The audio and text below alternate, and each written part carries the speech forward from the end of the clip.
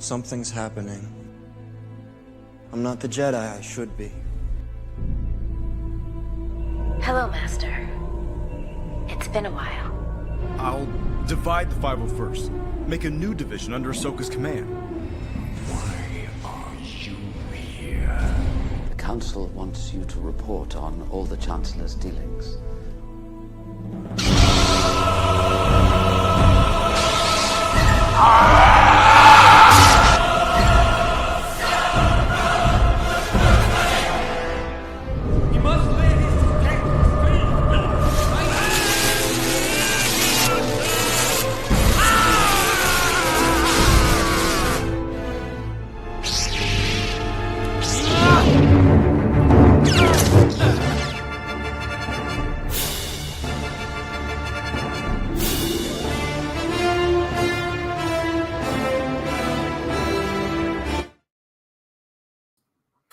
Hello, everyone, and welcome to this very special edition of Movie Watch Along, where we are going to watch The Revenge of the Sith Supercut, as I like to call it, where I personally edited together Revenge of the Sith with the final arc of the Clone Wars, The Siege of Mandalore.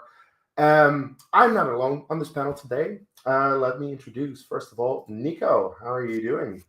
Hello. Happy Star Wars Day week. Also, happy Free Comic Book Day to those of you who have taken advantage of that wonderful opportunity.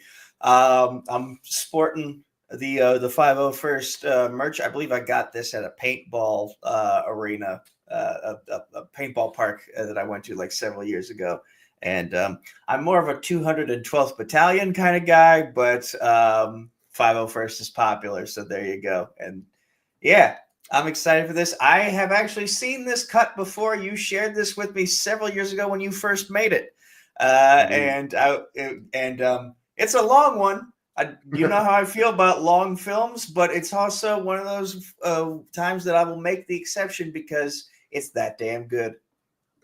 Yeah, I think so. Thank you for agreeing with me. And we also have Austin in the building. Hey, how's it going? This is where the fun begins. Here, and I have not seen this cut of the movie, so this will be my first time watching, along with anybody who might be watching as well. I have not even seen any of the Clone Wars. I'm a movie guy. I don't watch a lot of TV, so lame. It is. Sorry, don't watch a lot of TV. I watch movies. I saw that Clone Wars movie, if you want to call it that, in 2008. I saw that. Because it was a movie, or if you want to call whatever they cobble together a movie. But yeah, no, I like Revenge of the Sith very much. So, hey, I'm always down. Maybe it'll pique my interest to go back and watch the show. So I look forward to it. Well, I'm curious what you'll think. And to any audience member who might be watching right now, and if you're wondering, what the hell are we talking about? There is a link in the description to a Google Drive file where you can get this version of the movie and watch it yourself at home. Because this is a specific file that I made and I uploaded it to my drive. So if you want to watch it, just click on the link, get it there, and you can watch it with us. Now, before we get into this, I want to ask our panel, what was it like watching Revenge of the Sith for the first time, whether it was 20 years ago or any in the past 20 years, because, of course, Revenge of the Sith is celebrating the big 2-0 this year. So, Nico, what was it like watching Revenge of the Sith for the first time? First little side note. To this day, I have not seen any of the original 6 Star Wars movies in the theater. The very first Star Wars movie I saw in the theater was that 2008 Clone Wars movie that Austin just critically panned there. I'm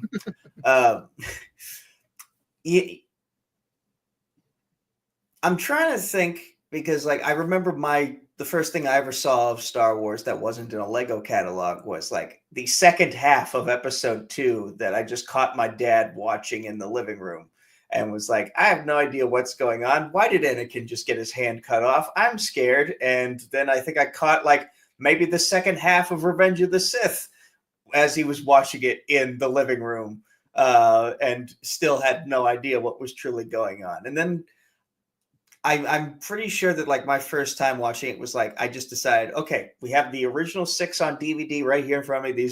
Some of these are special editions. Okay, I'll make the most of it and just kind of marathoned them all. And I would do that like every weekend after watching them for the first time. And, as a kid, you don't really understand what's going on in front of you. And now as an adult, I'm like, okay, Lucas, you were awakening me to become a political radical that I am right now. Star Wars is definitely for any age, and like you've learned something new every time you watch it as you grow older. And I feel like, as a kid, I was just like, yay, space swords and action and all the cool stuff. And now I'm like, oh, corruption, war, apparently domestic violence at the end. And tons of all the things going on in shadow governments. And it's like, I have a feeling that as we watch this supercut today, I'm going to be thinking a lot of like, we're going through that right now in America. So that's an interesting thought to have. But I don't know if I answered your question. I just kind of went on a tangent here. Yes, we did. Let's try to keep it not about real life politics. I try to steer away from that because, that's why I watch Star Wars. I would like to forget about the shit happening in the real world. But that is what Star Wars is, my friend. Star Wars is about real life told through a sci-fi lens. Okay. Anyway, Austin, what was it like watching Revenge of the Sith? As opposed to Nico, I've seen every Star Wars movie in a theater because I saw the 97 re-releases, the special editions, in theaters in 97, but then, followed through all the prequels in the theater. I remember Revenge of the Sith opening weekend being quite crazy at my local Cinemark. I saw it, I believe, twice opening week because I know I went, I believe, the Friday afternoon it opened, and then my dad wanted to see it, so I think we went on either Tuesday or Wednesday the following week to go check it out. Bonkers experience, a lot of hype for it, even despite, some people feeling, a little let down by episodes, 1 and 2, at the time. I know people have kind of come around on those over the years, but episode 3, everybody seemed to enjoy, and the crowd had a good time with it. I do think that overall Revenge of the Sith is the prequel that a lot of people seem to like. Even if you're like against the first two, because like, of course, all of them kind of have issues. This is the one that people are like, this is the good one, essentially. Like I personally, I used to watch this one over and over when I was a kid. I don't remember the exact time that I saw it for the first time. I just remember like Obi-Wan and Anakin on Mustafar was one of the greatest things that I'd ever seen when I was a kid because, as Nico said, yay, space swords. That's the stuff that you want. As I grew older, not the biggest fan of the entire movie, but I still think it's a fun ride overall. And it's very nostalgic for me. And then a couple of years ago, actually that's 5 years ago, that we got this new arc of the Clone Wars, the final season of the Clone Wars. It culminated in the Siege of Mandalore arc, where, of course, we see how Ahsoka does meet with Anakin and Obi-Wan, but she's on her own mission over on Mandalore while Anakin and Obi-Wan are off to save the Chancellor. And the moment that I was watching those episodes, I was like, this just fits together. It fits so perfectly together that some of the scenes in the Clone Wars are the exact same as Revenge of the Sith, the movie, and I wanted to edit that together. So I actually took two times to fully edit it. The first time I was not entirely happy with the edit that I had. The second time it was better, in my opinion. And then I also decided to subtitle all of it. So if you're watching along with us, this version has subtitles. They're not optional. You will have them in your thing.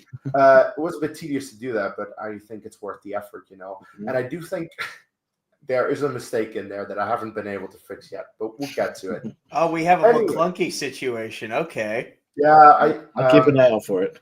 Keep an eye out for the subtitles, I suppose. But I just want to say one thing.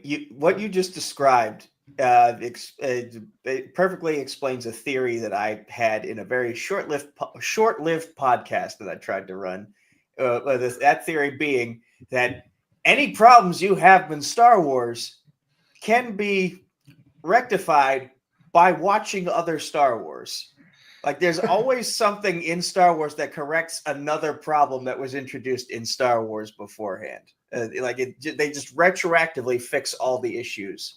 Kind of And like what Solo did by explaining how the Kessel Run could be done in 12 parsecs. yeah, basically, like he fibbed the Well, numbers. I think Nico's more referring to Rogue One, saying that the hole that they shot the photon torpedoes in was put there intentionally as a sabotage. No, I'm also talking one. about the fact that like Anakin had no Padawan until George Lucas was like, he does now, and Dave was like, okay, let's do 7 seasons of television to explain why and where she's been and why she wasn't in the movie. Yeah. Or how the moment when George was like, "Hey, Dave, so Maul, right? Yeah, he's dead. Yeah, but what if he wasn't? But George, But he's he dead. is. Yeah, no, that, and then now we're getting a TV show out of that. Somehow Maul returned. Somehow Maul Yeah. returned. Well, with all of that said, we're gonna see Maul in this one. So let's queue up our copies at the 0.00 mark. And we'll press the magical button known as play in 3, 2, 1, play. The 20th Century Fox theme. Yes. I had to keep the opening as is because the 20th Century Fox Lucasfilm combination is iconic to me, and I will never forgive them for dropping that. Because the thing is, nowadays they could do that once again now that Disney owns Fox. True. True.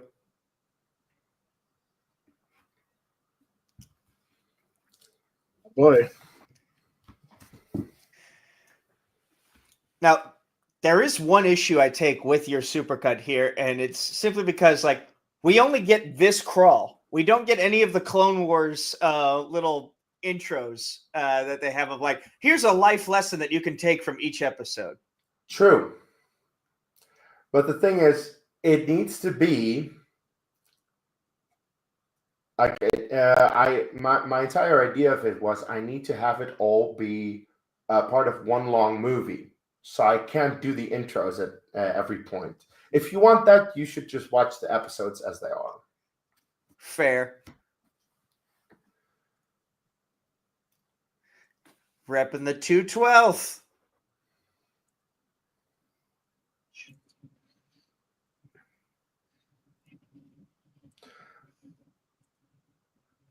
Also, it is crazy how far the animation has come since that 2008 Clone Wars movie.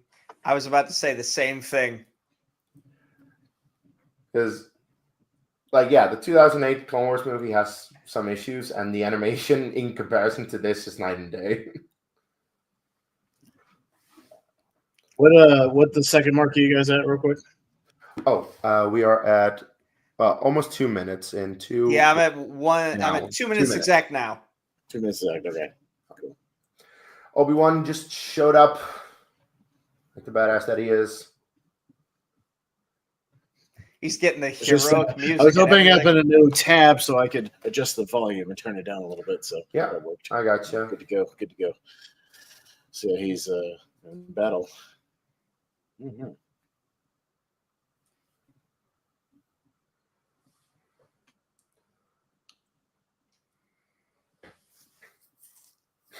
Right here. Huh. What are you doing down there?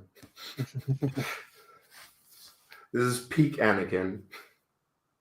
I do know James Earl Taylor does the Obi-Wan voice, right? Yeah. Yes, and I- Matt I- Lanter does Anakin. Nice. I do like my voice actors. I'm a fan of James Earl Taylor. I don't know what it is, but something about this music, the somewhat daylight sky in the background, and just our two heroes still being heroes just fills me with great pride and joy. Yeah. That's going to end by the end of this watch along. Yeah,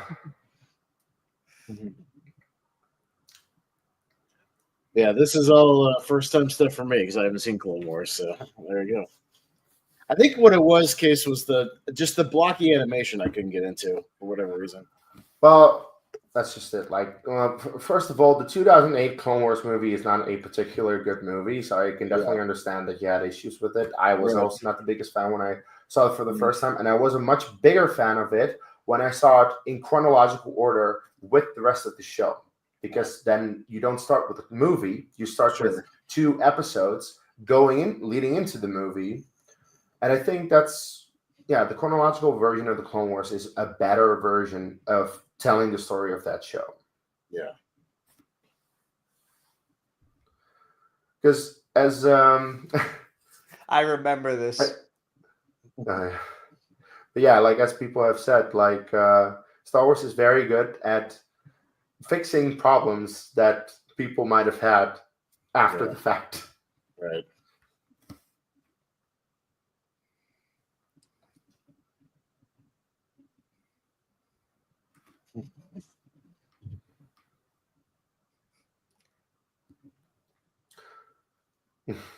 Why have you serious fire? There he is. It's a trap. The voices of the tactical droids always annoyed me. Oh, they did? It's because they always they sounded more like droids than the actual B1s did. Like they kept that monotone, no inflection in their voice whatsoever. They were just always monotone. Yeah, that's kind of what I like about the droids in the first place.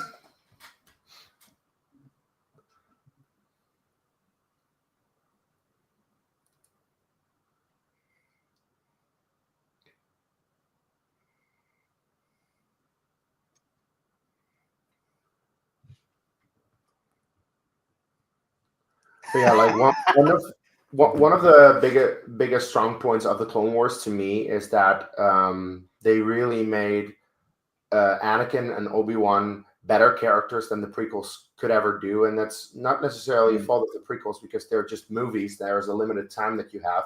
A show of 7 seasons with like 20 episodes every season, it has a lot more time to flesh that out. Now, a question about again the voices. Does Timur Morrison do the Commander Cody stuff to also? No, that's D. Bradley Baker. D. Bradley Baker. Oh, the Olmec from Legends of the Temple. All right. He did that? Shrine of the Silver Monkey. Oh, yes. Wow, that is news to me. That's D. Bradley Baker. Oh, yeah. I know that. I know my Nickelodeon. But D. Bradley Baker, voice of Appa and Momo in Avatar: The Last Airbender. Mm-hmm. And he's voice been of on the block, all the clones. Yep. There you have Obi-Wan's iconic look from Revenge of the Sith. Mm-hmm. Yeah, the beard. I like the beard.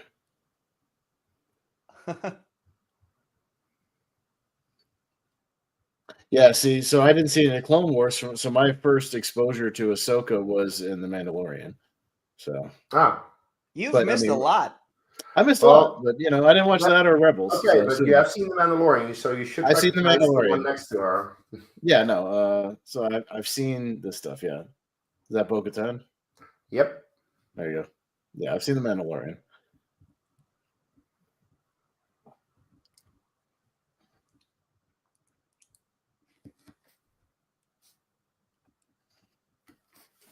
Not a Sith Lord anymore. It's more like a crime lord. Or could you say Shadow Lord? Yeah. Heh. I'm very excited for that show, by the way. I can't wait to see him with a fangirl next year. Right?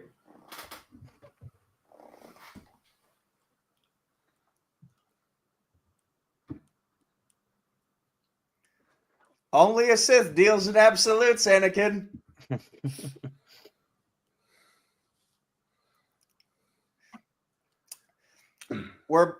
In a few minutes, we're going to see a scene. And I just had, I remember hearing something from Pablo Hidalgo about that scene. And I'm just going to bring it up when it happens. All right. I'm curious. Yeah.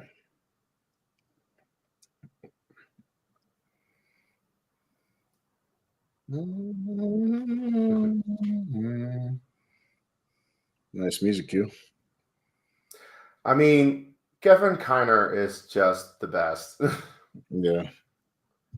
The way that he was able to essentially do what John Williams does. And now it's time to play What Color Eyes is Bo-Katan Kreese this time?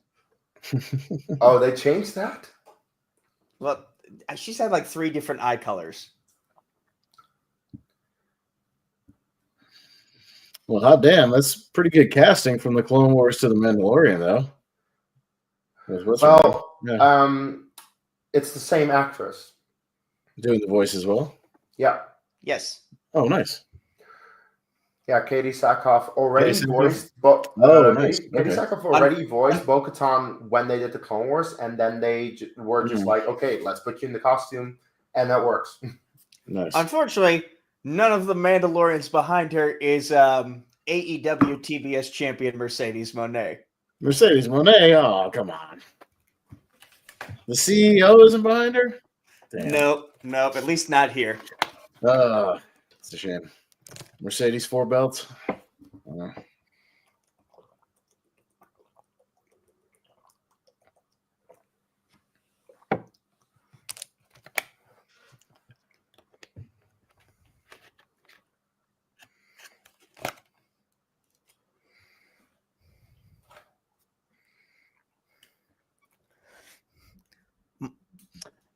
since you guys have seen Clone Wars, how do you feel Rosario Dawson was?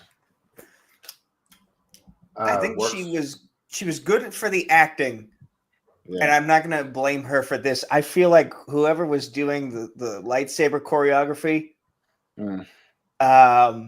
there wasn't enough aggressiveness in her movements. She was a little too patient and passive with it. Like me coming from a fighting background, I care about that realism a little bit, and so it's like. Looked more like she was going through the motions than actually committing to some of the swings because she didn't want to screw up the choreography. So realism got sacrificed for the sake of making sure everything got right. She was more about hitting her marks properly, right? Is what you're saying? Yes. To use another wrestling analogy term, it's like she was focused on the next spot. Waiting for the spots, but not playing to the crowd. Right. Just focusing on, okay, now I got to do the next spot, and here comes the clothesline, and there's the drop kick. Yeah. That was my issue when I was a pro wrestler for a brief time. That's why I didn't do wrestling. I just refereed, so I didn't have to think about all that. My best friends in the business are referees. I was a referee for 15 years.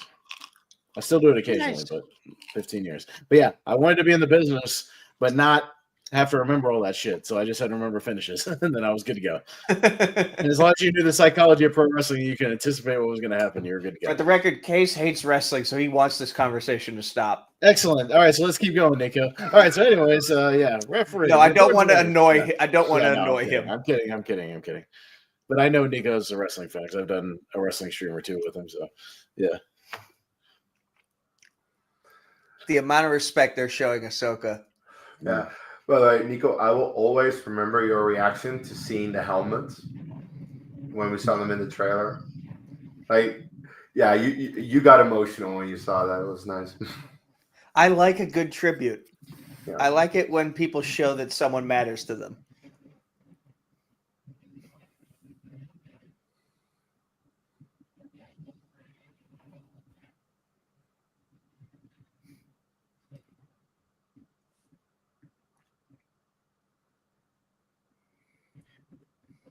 It's very cute.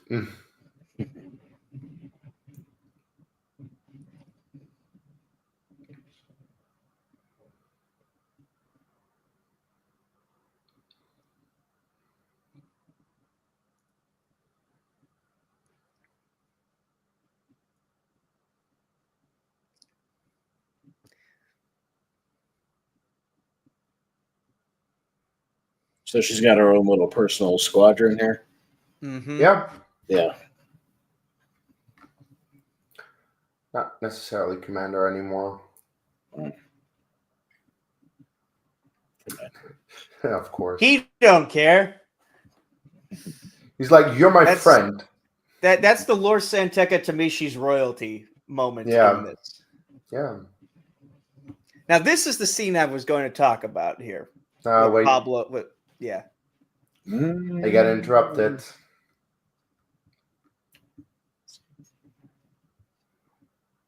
Don't worry, I'm sure we'll find out where what's your name got the Luke's lightsaber from eventually. Oh, Maskanada? Mascanada, yeah, we'll find Yeah. out in one of the sequels. Oh, wait. Oh, we won't? Oh, okay. Forgot about that. Just forget about that. Don't think about it. That's To a be story fair, for another day. There Okay, sure. is still a gap of 30 years that they're slowly filling in between the events of Return of the Jedi and The Force Awakens. So But me maybe in time. personally, I'm kind of over the Skywalker saga. I'd like them to just jump to a whole another generation or era. And we're getting Either before or Ryan after. Gosling and a starfighter to answer your prayers. Right. That's what I mean. Like jump to a whole nother group of people and another system and another era. Like I'm done with the connections to Skywalker. Like just let's move on from that. There's so Sure. much extended stuff that you could deal with. Oh, wait. Ahsoka's spitting fire right now. My boy. There's the 501st.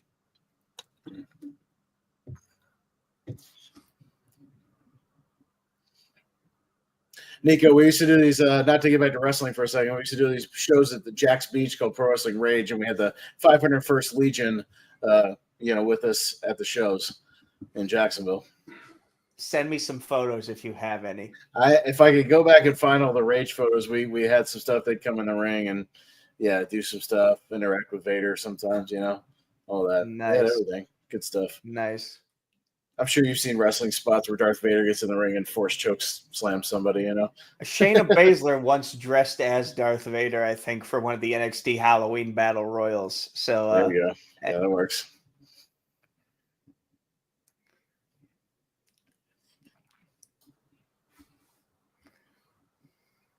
So, Nico? okay. Now here we go. And I'm going to wait for the blades to ignite before I get into the details. Okay. It comes a well actually moment. Yeah.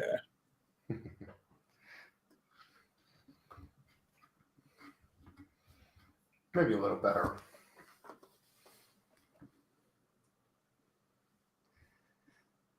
Okay. So, for those of you in the know, those blades used to be green. They did. Anakin took care of those sabers while Ahsoka was out of the order. Now they're blue. Now I want you to keep in mind that the crystals are somewhat alive. They have the Jedi develop connections with the crystals themselves, so the crystals are technically alive to some degree.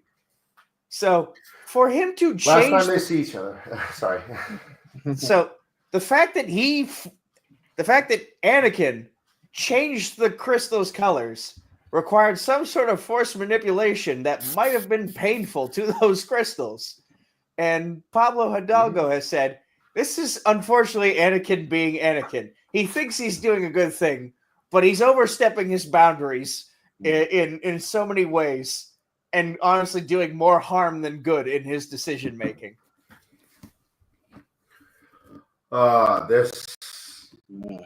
This sequence is amazing. Like, it's straight up awesome.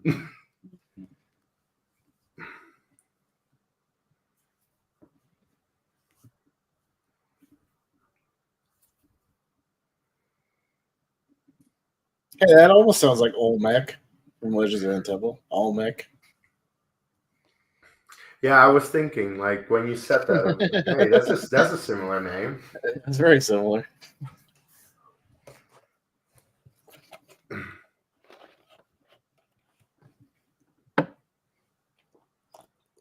You're nothing like your sister. Absolutely not. Who's going first? Very well, Nico.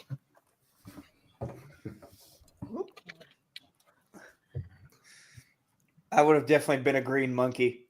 Yeah, I've got several of the t-shirts. I was always a blue barracuda myself. Gar Saxon? Gar Saxon, voiced by the late, great Ray Stevenson. Mm.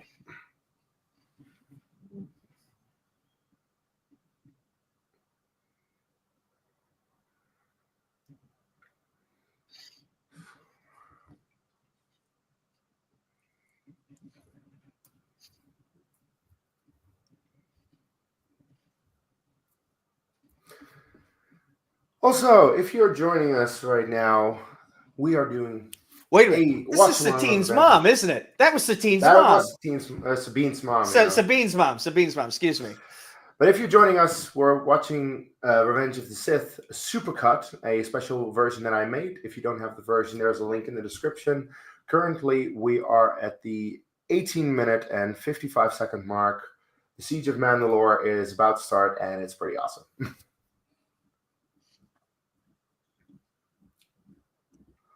It's a lot of jetpacks. But yeah, that was Ursa Wren, Sabine Wren's mother from Star Wars Rebels. Same voice actress.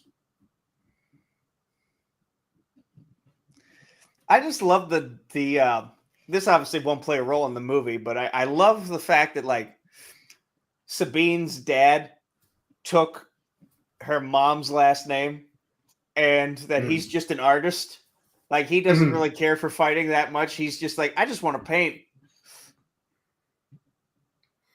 This is also such a great use of this score.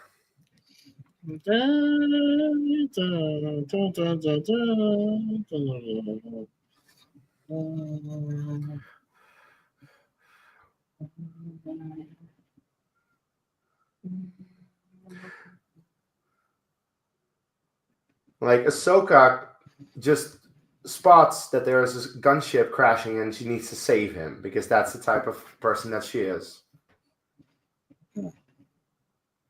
Plus, it gives us the best shot in this entire thing. And this is why Ahsoka was like, she truly is the character of Star Wars after the first 6 movies. Like, you literally grow up with her and you go on the journey with her, being this obnoxious little kid to just being this badass full-grown adult. Yeah. And to be fair, she's only 17 at this point, but she's been through a lot. Like we followed her from age 12 to age like what, 60? 14, by the way. And technically, if you want to be, we saw her as a baby. We've literally followed her entire existence. Her entire life.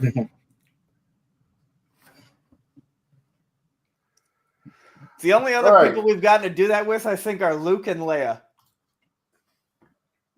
Yeah. And we are about to cut to the first time that we see Revenge of the Sith, the movie.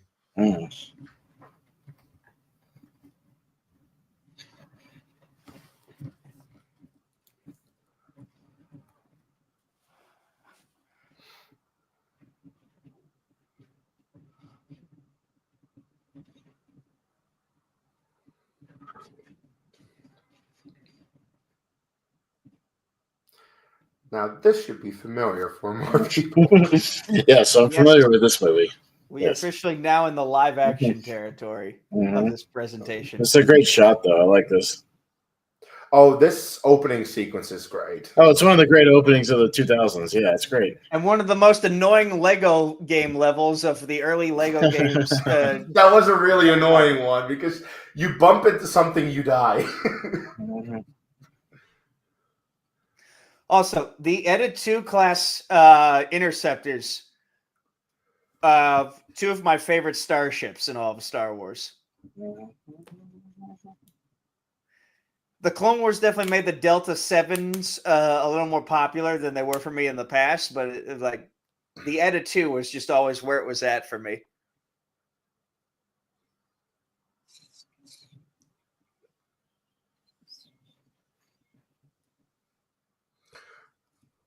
The object flying into it is a microwave, I think. I think this is where Hayden Christensen has some of his most charismatic, like casual acting in the movie, though. You know, like just this stuff. Vulture droids. Oh, I see it. Oh, this is going to be easy. It's weird to think about like how different his performances would have been if George Lucas had just been a better character director. Yeah, not faster, more intense. George Lucas. Like, he loved his plot, and it kind of came at the expense of the dialogue sometimes.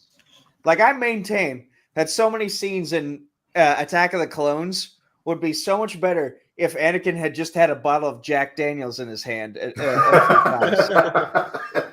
Just complaining about the Tusken Raiders murdering his mom. and how he murdered them all back just with a bottle of Jack in his hand, and like it would all work Just so like much half better. drinking, just going, I hate sand. gets everywhere.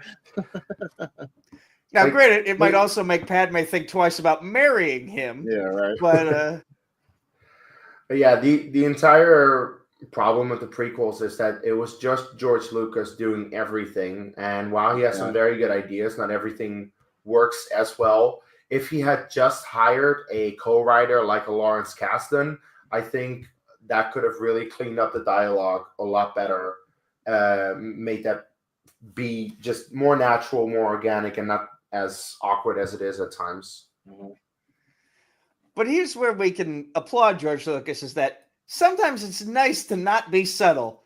And Lord knows subtlety is his greatest weakness. Oh yeah, no, that's true. If he has a point he wants to make, it is right there for you to see. Hey, if you want subtle, watch Andor. But I still tell you, man, 20 years later, these effects, the CGI, hold up like better than a lot of movies right now. Honestly, Yes. Yeah, the visual effects for the most part of this movie are very good. Yeah, very good. There are a couple of issues that I have, and we'll get to it when we get to it. It's mostly on Utapau, but for the most part, this looks really Yeah, good. this is really good stuff. Yeah. Now, this scene kind of made me sad. Oh, like- R4. R4 never hurt anybody. She was just living her droid life, and all of a sudden she gets decapitated. I'm running out of tricks here. Not a good idea. Oh, Name of. Hold your fire. You're not helping here. I agree. I'm Bad now idea. realizing I've forgotten so much of the dialogue. You forgot what? I've dialogue. forgotten so much of the dialogue. Oh, I can dream this movie. I've seen it too many times. Okay. Move to the right. Hold on, you're gonna get us both killed. I wonder Not here. There's if nothing Vin we can Diesel do. ever watched this and was like, we'll use this for the fast at some point. yeah. Vin Diesel could do anything with a car, Nico. He's got a car. He could save the world.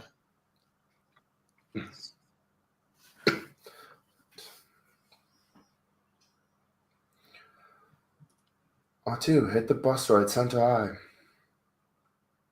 Ew, you used the European spelling of center. Yes. Centra. I also put a U in favorite, so what are you going to do? Yeah. That's the thing, I'm European. What the hell am I supposed to do? You know, when the day comes that I publish a best-selling erotic novel, you're probably going to have a lot of critiques about the American spellings. I might not read it, though.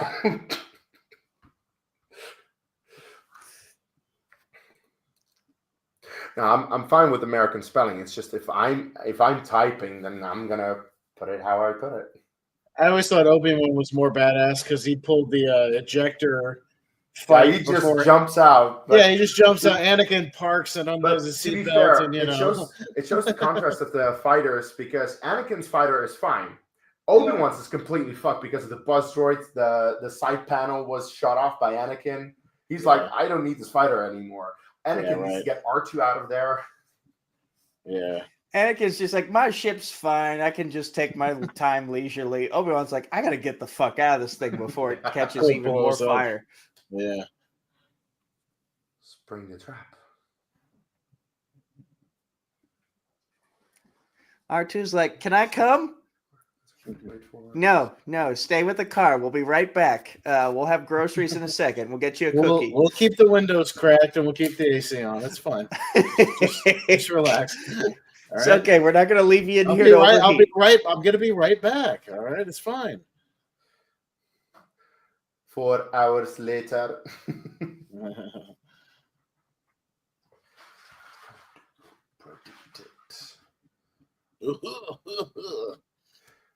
If if you Do want to we know have why any Grievous- canon confirmation yet as to why he has that cough, or are we still going by that 2003 cartoon? I was just about to say, if you want to know why he has the cough, it's in the 2003 Clone Wars short series by Tarkovsky.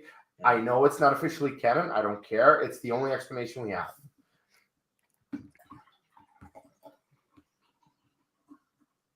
Like at this point, we kind of just have to assume that like whoever's in charge of his cybernetics purposely put that flaw in there so that like if he ever went rogue, he'd be easily taken out.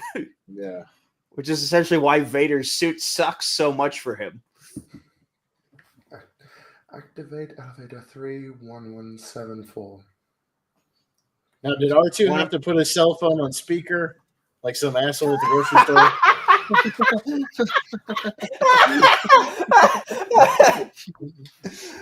I never made that comparison until just now. Yeah. Now, what ice cream did you want? I said I wanted the mint chocolate chip. What? Can you hear me?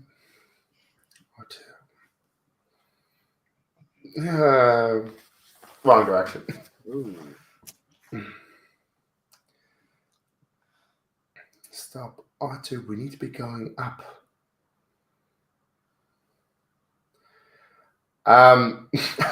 Yeah. That one's always confused me. He's literally hanging there. What the hell do you want him to do? Like it's like the Joker in Dark Knight. Very poor choice of words. Yeah. And the thing is, like, if Anakin even tried to retort that comment, the droids would short circuit because they'd be like, "Oh, there's a flaw in my logic. Oh no."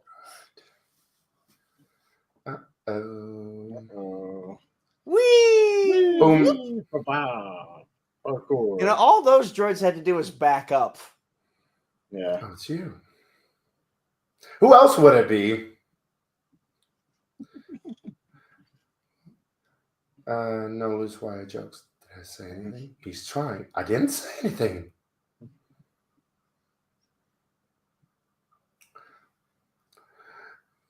Is it just me, or is this the funniest that R2 has been in the movie? Yeah. He's improvising. It's funny. No? He's good. He's like, he took Ewan's initiative of like, I need to do more. Yeah. This movie ain't gonna sell itself. I need to make the big bucks. I got a mortgage to pay. So did Ian McDermott's age that they aged him in Return of the Jedi finally catch up to like his real age when he was making this movie, basically? Yeah. I mean, it's caught up even worse. He looks like the rotted clone of himself. Yeah. Like at the celebration. He's still sharp as a tack, though. So at least there's that. I was about to say that.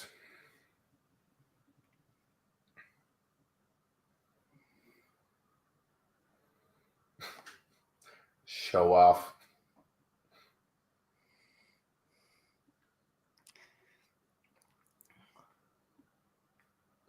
It's probably one of the more awkward VFX shots in this movie. Every time that Dooku is making weird ass moves that a man of that age should not be able to do. I love the Form 2 Makeshi style of fighting, the one-handed fencing style that Dooku has. That's why the curved hilt, because it's meant for one-handed combat. By the way, the quote, my powers have doubled. It's like, okay, since like what, a year ago when you guys met last in the Clone Wars? Yeah, that's a line that they should have probably thought about. Because the funny thing is that Anakin says that he has never met General Grievous, and that is a continuity thing that they kept throughout the entirety of the Clone Wars. The only thing that they didn't keep was the line that Dooku just told him, or Anakin. So, yeah, there's that. Also, that should have killed Obi-Wan. Yeah, he should be 100% dead. At the very least, he should have a broken hip and should not be able to walk. An entire platform just fell directly on him. And he took it like Woody from Toy Story. Yeah, right. He's doing the Peter Griffin I've fallen down the stairs pose. Christopher Lee, he's so badass. He's in Star Wars, Lord of the Rings, and he's motherfucking Dracula. And he's a Bond villain. Yeah, and a Bond villain. And a Damn right. musician. Yeah, he's a badass. He has a metal band, or had a metal band. Yeah. By the way, visual storytelling. Gotta love it. Anakin is split between the dark and the light side. Mm-hmm. And Dooku's like, what the fuck, boss? I thought we had something going here. Yeah, right here, Dooku should be like, he's the Sith Lord. Kill him. Do it. Oh. Shame. Do it. The two hands laying on the floor, the head rolling down. Well, at least it doesn't make a mess because it cauterizes the wound, so it's not that bad. Yeah. Could have a bunch of blood everywhere. I would love to see someone get decapitated in Star Wars, and their species just happens to be one of those ones where that does nothing to them. Oh. By the way, I'm still waiting for someone to make an edit where Boba Fett picks up his father's helmet and the head just drops out. Nico, what you're thinking of is, so at some point in one of the movies, they need to run in Jack Jeeves from Men in Black and cut his head off with a lightsaber, but he just grows the head back like he does in the movie. Yeah, no, I don't want the head to grow back. I want the head to still be alive when it falls off. Oh, so you want more like Faculty with Famke Jensen. Yeah. They cut her head off, and then it grows legs and crawls back like a squid. Not that far. Not that far. Why not that far? That's the thing. Disturbing.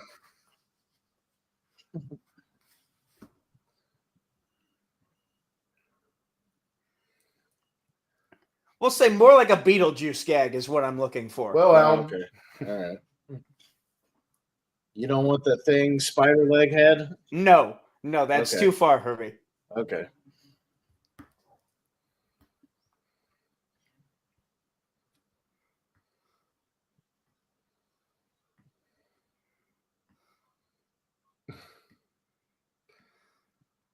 This plan is going brilliantly. All right. Did no one inform that Republic cruiser that they're Jedi on board? Might have been something they should have looked into.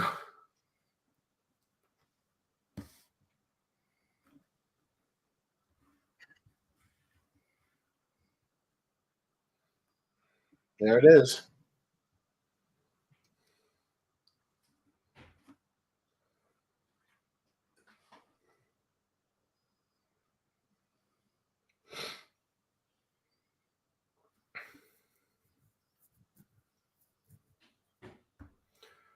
Anyway, if you're only joining us just now, we are watching my personal edit of Revenge of the Sith together with the final arc of the Clone Wars.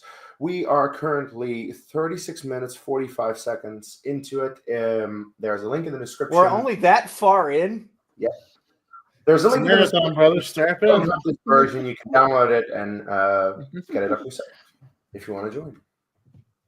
I thought we were at least an hour in by now. We've only just started. They're not even on Coruscant yet. Get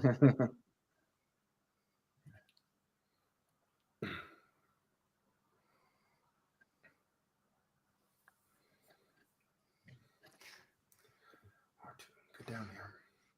By the way, if not for the Force, Palpatine would have broken everything from that entire stunt. Yeah.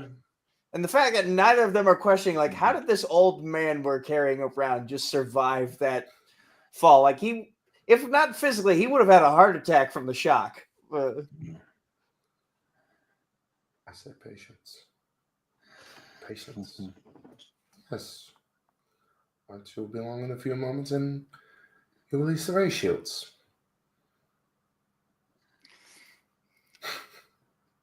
What the hell happened?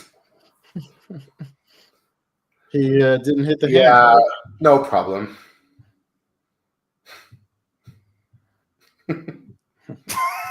So funny. Weirdly enough, that was never funny to me as a kid, but for some reason it's funny to me now. Yeah. The negotiator. General Kenobi, we've been waiting for you. Much of a rescue. You're welcome. Anakin Skywalker. I was expecting someone with your reputation to be a little older. General Grievous. Shorter than I expected. Yeah, they have never met in the entirety of the Clone Wars, despite the fact that sometimes they were very close to one another. Mm.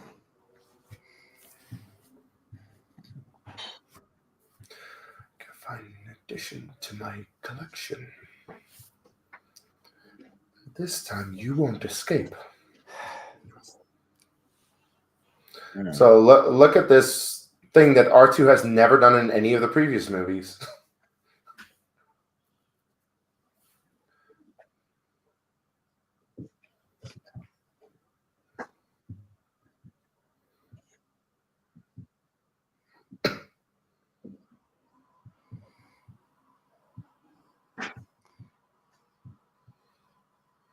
The droid just yells, "Get him, get him!"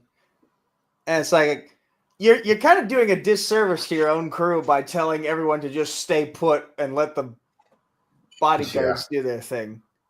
Well, it's like they have guns, they can fire, but I guess they don't want any random blaster fire happening on the deck of the ship.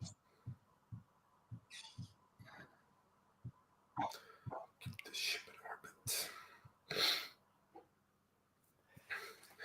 Okay, Anakin, Obi-Wan, I like your enthusiasm, but you might want to keep some droids alive to fly the ship.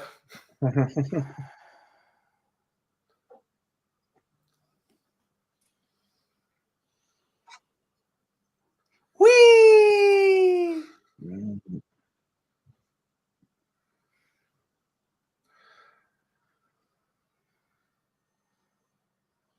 So, was it Palpatine who did that, or was it R2? It was the emergency stuff, right? By the way, there's something kind of funny and ironic about the fact that the guy with the cough can survive breathing in space. Yeah. Yeah, you got a point. It's like, oh, my lungs exist in a fishbowl in my chest cavity, so I don't have to worry about oxygen in the way you do. But I still have phlegm constantly. Oh. And if you're a fan of the deleted scenes, a few minutes ago would have been one of the many deaths of Shaak Ti. Yeah, 1 of 10 million. there are so many iterations of that. And we still, And to by this the day, way, do the not know deleted which scene one is the not real canon, one. actually. Wait, say that again, please? The deleted scene is not canon.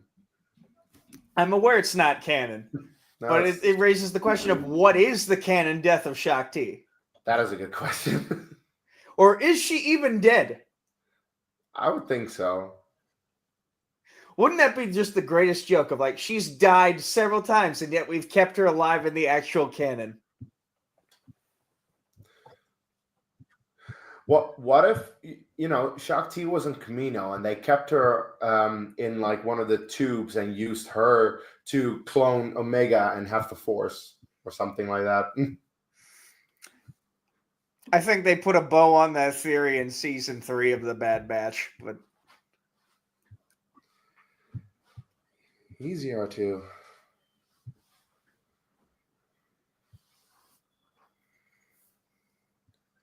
Fire ships on the left and the right. Take you in.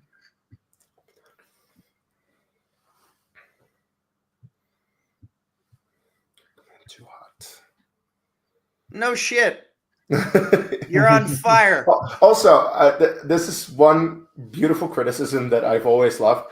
In a galaxy where starships literally lift off vertically, how do we have a landing strip perfectly where you need it?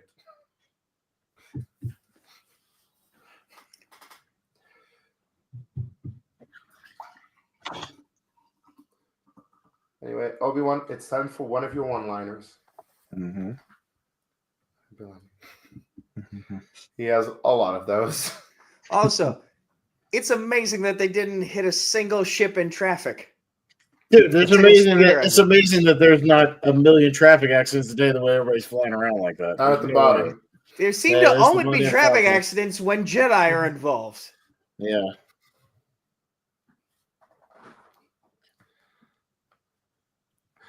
Look, Nico, this is George Lucas. He doesn't much care for logic. Well, at least True. it's not like in Back to the Future 2 where the skyway's jammed and it's going to take us forever to get there. Hold on. This whole operation was your idea. Was it?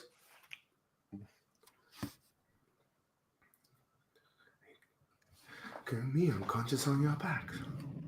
All because of your training. Anakin, let's be fair. Today you were the hero. I didn't realize fireman carries were part of the Jedi training. Well, you know, basic life-saving skills, right? I mean, you think Obi-Wan and Anakin are CPR certified? I mean, Anakin is more certified to destroy your oxygen than to replenish it. I feel like anybody in that position should be CPR trained. It only takes 45 minutes. Correct me if I'm wrong, but is that Katie Lucas behind Yeah. Palpatine? Yeah, the blue one on the right-hand side of the screen. Because the big blue one is one free top, the ugliest Twi'lek you'll ever see.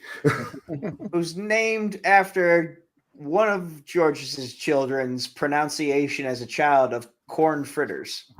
Oh, okay. That's why he's called Orn Free Top, because their child, George's child, could not correctly say corn fritters.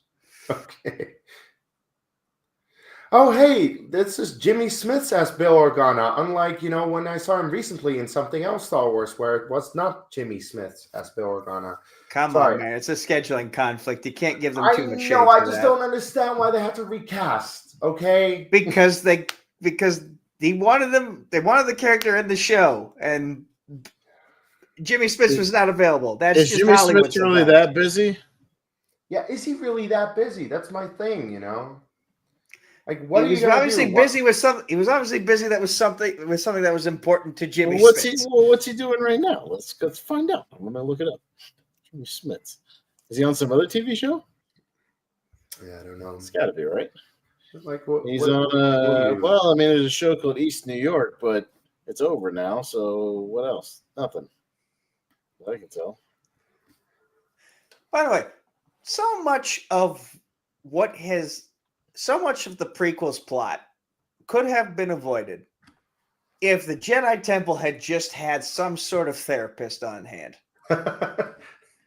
Not even for that, but for the Acolyte as well. Like, just so many problems could have been solved if they had just had a fucking therapist on call.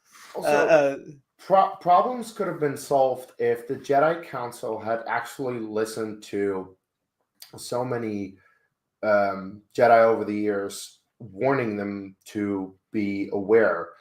Like, exactly. They need an HR. We see it a little bit in the Acolyte as well. Because at that point, the High Republic was getting towards the end, and it was very clear that the Jedi Order was not able to protect the galaxy anymore. And yeah, like they really got complacent. They didn't listen to Qui-Gon. They didn't listen to Dooku. They needed a therapist, and they needed a human resources department. That when you're self-policing that much, you're bound to run into... Listen, into... Nico, we investigated ourselves and found that we did no wrongdoing. And therein lies the problem. I know. It's like the police. Failure to reflect. It's like the police, yeah. Yes. No, it's... The Jedi needs an internal affairs. That's all. That's right. It's the same like in The Phantom Menace, where they send two Jedi to investigate the situation on Naboo. When the two Jedi come back and they say, yeah, the Trade Federation has occupied Naboo. We need to do something. Okay, let's send two Jedi to investigate. Yeah, no, that works. It's like the pitch meeting. Say, listen, Case. I'm going to need you to get all the way up off my back about that. All right. we need an investigation into your investigation. Yeah.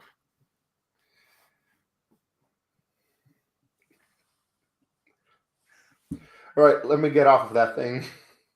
Yeah, That's no, I the love proper pitch response, meetings. I think. I use pitch meeting lines all the time. Actually, it's going to be super easy. Barely an inconvenience. Hey, shut up. So, anyways, Younger and more powerful. There's a part of me wondering when we're going to get back to the animated portion of our feature presentation. Yeah. By the way, that hologram of Palpatine reminds us, rest in peace, Clive Revell, the OG Emperor from Empire. Right, yeah, he did. I had the special edition, so he was never my OG Empire. I have I had it on VHS original, so I was familiar with them, and then I still have the despecialized Blu-rays, so I can watch the OG version. Now here's the thing. I will say, out of the changes that Lucas made, I don't mind that change only because it's weird if you watch that and then it's Ian McDermott in the next. Yeah. So I don't necessarily mind that change. It's one of the least egregious ones, or ones I don't mind, but still. R.I.P. Clive Revell, the OG Emperor. Yeah, like the first time that I ever watched Empire, I did watch the special edition, and I saw that change, or at least I saw it with that change, not knowing that was a change. Right. Then years later, I watched the original version. I'm like, what the hell am I looking at? The son of Skywalker must not become a Jedi. It was weird. Clive's delivery. But yeah, that was definitely a change that was needed to maintain continuity. Right. No, I'm fine with that. Ooh, Annie's been working out. Hey, what can you say? Hayden Christensen is hot. Do you ever see? I'm sure you guys have seen the Robot Chicken Star Wars stuff. Well, Which one are you referring to? Which is the one where, the one where Jar Jar sees Darth. He runs into Darth Vader and starts calling him Annie. Annie, little Annie. I'm not Annie anymore. I'm not Annie. It's really funny. God. I just remember the trooper that Donald Faison voiced. That was just wanted some time with his kid. What the heck was his name? Gary? I forget. There was a bit on there where it was the I am altering the deal. I'm not going to alter it any further, where he keeps adding stuff like, I want you to wear a tutu. I want you to go get me some coffee. I'm altering the deal. Pray I don't alter it again. And he keeps coming back over and over again. If you want some of the funniest Star Wars parodies, like, go watch anything Lego Star Wars that's on Disney Plus. Emperor Palpatine is just the biggest dick to Vader in the funniest way possible. And even in the Rebuild the Galaxy special, where it's like they're all good guys, he's still a dick to Vader. So funny. I still gotta show you the Family Guy stuff. It's really the Blue Harvest stuff is really funny. It's really funny. It is, yeah. We should watch that. We should watch that tomorrow. I got the box in there somewhere. Yeah. Woo! Look, here's the folks. We don't tell nobody. I love you. Fuck off. I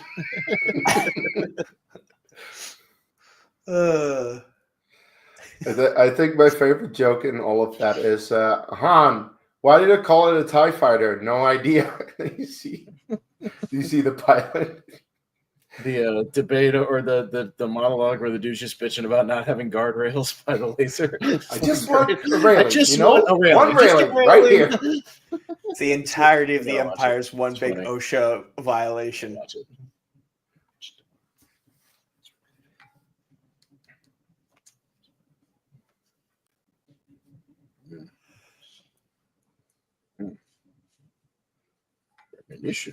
Or that in It's a Trap, they run out of Family Guy characters, so they start using American Dad characters. Yeah, right. It's fine. It makes sense. I don't have a problem with that.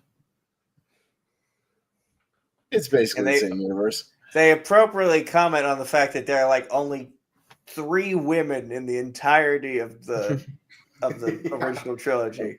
Hey, it's another chick. It's one other chick in the entire galaxy. And Leia's like, I don't like her, even though it's literally Carrie Fisher voicing her. Yeah.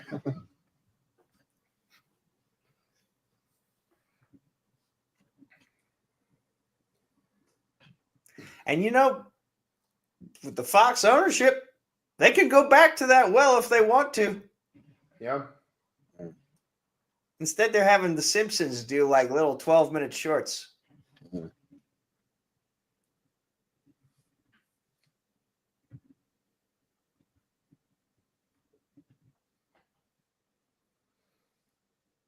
Yeah, you should have trained him to do that like so long ago. Now he's a 23-year-old with children on the way. You kind of missed the boat here to train him how to deal with attachment. Oh, yeah. Outer Rim Sieges. Okay. If this was actually Clone Wars Anakin, and if George Lucas had thought this through, the first thing that Anakin would ask, like, how's Ahsoka doing on Mandalore? At least I think so.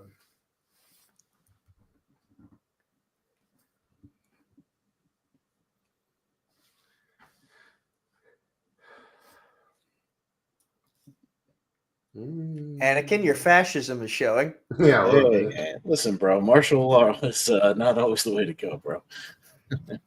And young me probably thought that was cool. Older me now realizes. Yeah, no, that's not. No, that's called a dictator. That's not good. And the warning signs were there in Phantom. No, that's literally in Attack of the Clones. And it's literally like, I mean, you say it out loud because that's what it is. It's what Hitler did. He was like, they voted him like executive powers back in the day. That's what it was. And they're having this conversation in a meadow, and Padme's like, he's still hot, even though there's so many red flags being raised. Okay. By the way, Nico, you were asking for it. Just wanted to say, kid, that was a nice, smooth transition back to the animated stuff. I like it. Thank you. Yeah. It's good. Checking back in with Ahsoka. Well, that was kind of my point, right? After they discussed the Outer Rim sieges, let's see about our siege. Anyway, if you only just joined us for this special Revenge of the Sith watch along because of the 20th anniversary, we're watching the special edit that I made of Revenge of the Sith with Clone Wars. We are currently 56 minutes and 30 seconds into this version. If you don't have a copy, there's a link in the description where you can get it, and you can queue it up and watch it along with us. Don't worry, Nico. Only 2 hours and 50 minutes left. Only the length of on the plus side, this conversation is helping things pass by. No, it's fine. We're yapping about stuff. I haven't seen. If this was something I hated, this would feel so. No, I'm not as ingrained into like Clone Wars and all the minute details, but I'll try to provide an aside or a joke every now and then. At least I'll do my best. I mean, I've seen the movie plenty of times, but yeah. God, look at the elegance of that green and gold armor.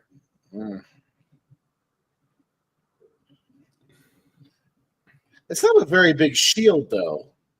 No.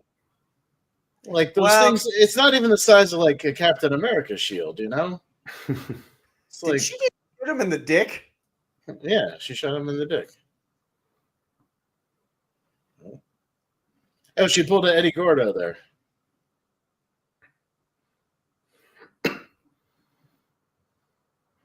Oh, shots to the liver. Oh, nice.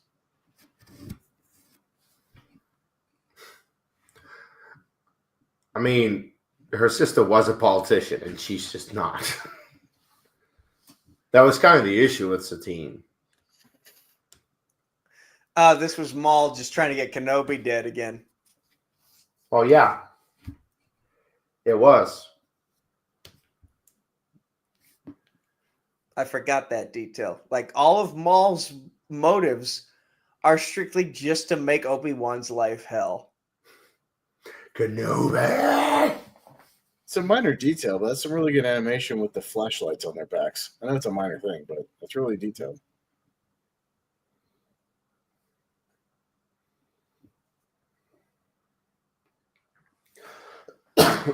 Freddie Prinze Jr. once had like the perfect description of Darth Maul, using a Greek mythological character whose name I forget, where he's basically like, he's constantly rolling the boulder up the mountain only for it to fall back down over and over again. All Maul wanted to do was start a small business, and it kept failing on him over and over and over again. So he's never fulfilled.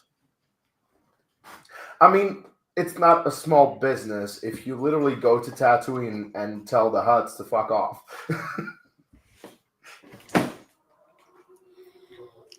It's kind of drastic. That is Sisyphus, by the way. Well, in the ball tail. Oh, that's her character. Yeah. Or Yeah. But Icarus is the one that flew close to the sun and melted his wings.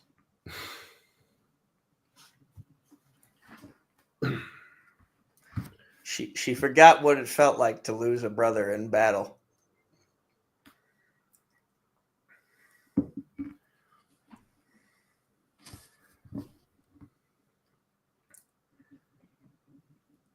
so right here is the end of the first episode and the beginning of the second.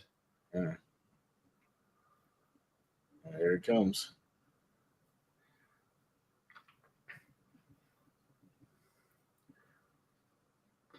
Why are you here? And that's Sam Witwer? Yes, it is. Okay, yeah. Well, I've seen interviews with Sam, so I remember that detail. Because originally it was Peter Serafinowicz, right? Yeah, in Phantom Menace, yeah. In the Phantom Menace, yeah. I know my live-action character actors, and I remember that. Well, to be fair, Sam Witwer also did the voice for Maul in Solo. Mm.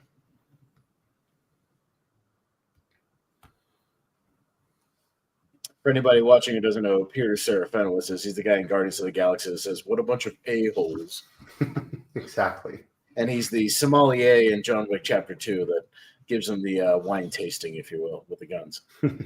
So he's a character actor who's been in many things.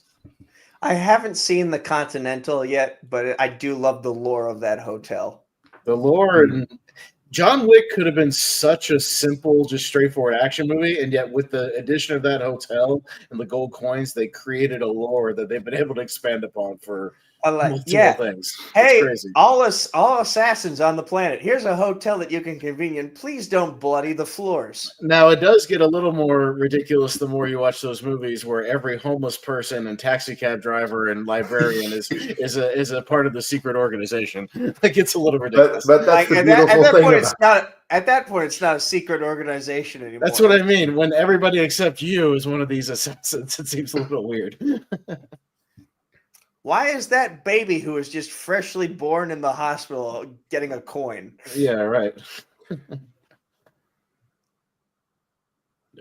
Yes.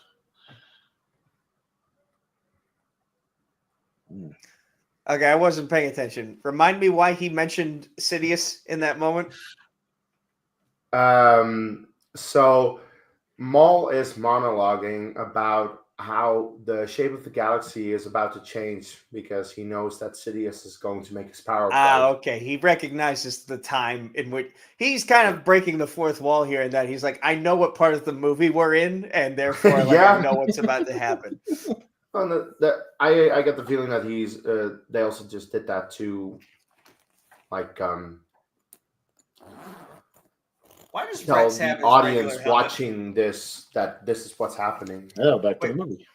Why does Rex have his normal helmet? Yeah, he changed pretty quickly, didn't he?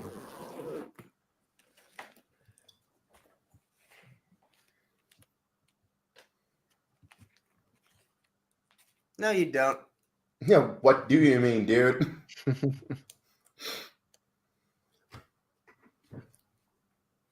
Eyes, ears, and voice of the Republic. Will you be the Donald Trump to my Stephen Miller, please? No. Will you be my Elon Musk?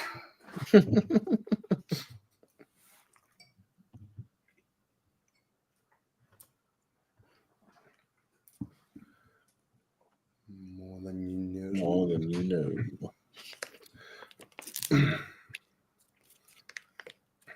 Again, if Anakin had just gotten therapy, we would Yeah. not be in this moment here. I don't think that's covered in the Jedi health plans. That's probably why. They need betterhelp.com. Promo code Jedi. Also, that fucking guy with the supposed 2 brains, or rather 2 hearts where his brain should be. By the way, this entire scene is just all the memes. Yeah. It's unfair. How can you be in the council and not be a master? He's right. Take a seat, Skywalker. He's right. And you wonder why he turns on you later? You did this. This is all you. By the way, it's exactly the reason that Ahsoka left the council. They're just so flawed. They're a bunch of dicks. Now, the flip side is they're probably thinking like, Anakin, you're not a master and you're still in the council. Be fucking grateful and shut up. And that's how I kind of thought of it as a child. But at the same time, Obi-Wan was just propping up that he saved the Chancellor and killed Dooku and did all this stuff. That should be enough to bump you up to master. Kind of. But guys, what about the droid attacking the Wookiees? Just had it. I don't know how the hell that became a meme, but it just did. There was a point in time where I thought Kiadi-Mundi, like, there is no way you are not working for the dark side. You cannot be this stupid. He is that stupid. And that's the exact issue with the Jedi Council. They were so oblivious and naive that they just didn't see it coming. The only one who kind of had a feeling was Yoda, but hey, what is a 800-year-old master's word, right? Well, it's like they say in the Shawshank, they were being obtuse. Yeah.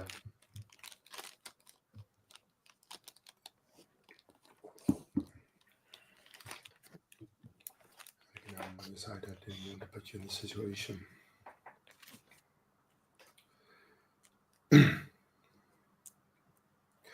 By the way, if people are wondering why we're getting like big chunks of Revenge of the Sith and only small parts of the Clone Wars arc, that's simply because the very next time that the Clone Wars is going to appear is after a specific point in the movie, which involves this plot line right here. So I can't put it in earlier than that because it wouldn't make sense. Because in that scene, Obi-Wan is discussing with Ahsoka the fact that Anakin is going to spy on the Chancellor. That this is literally this point that we need to be passed. Anakin's a double agent at this point. Yeah. Essentially. What? Also, this is another thing. Why did they put the most emotionally torn guy on this assignment? Yes. Yeah. It's a fair point.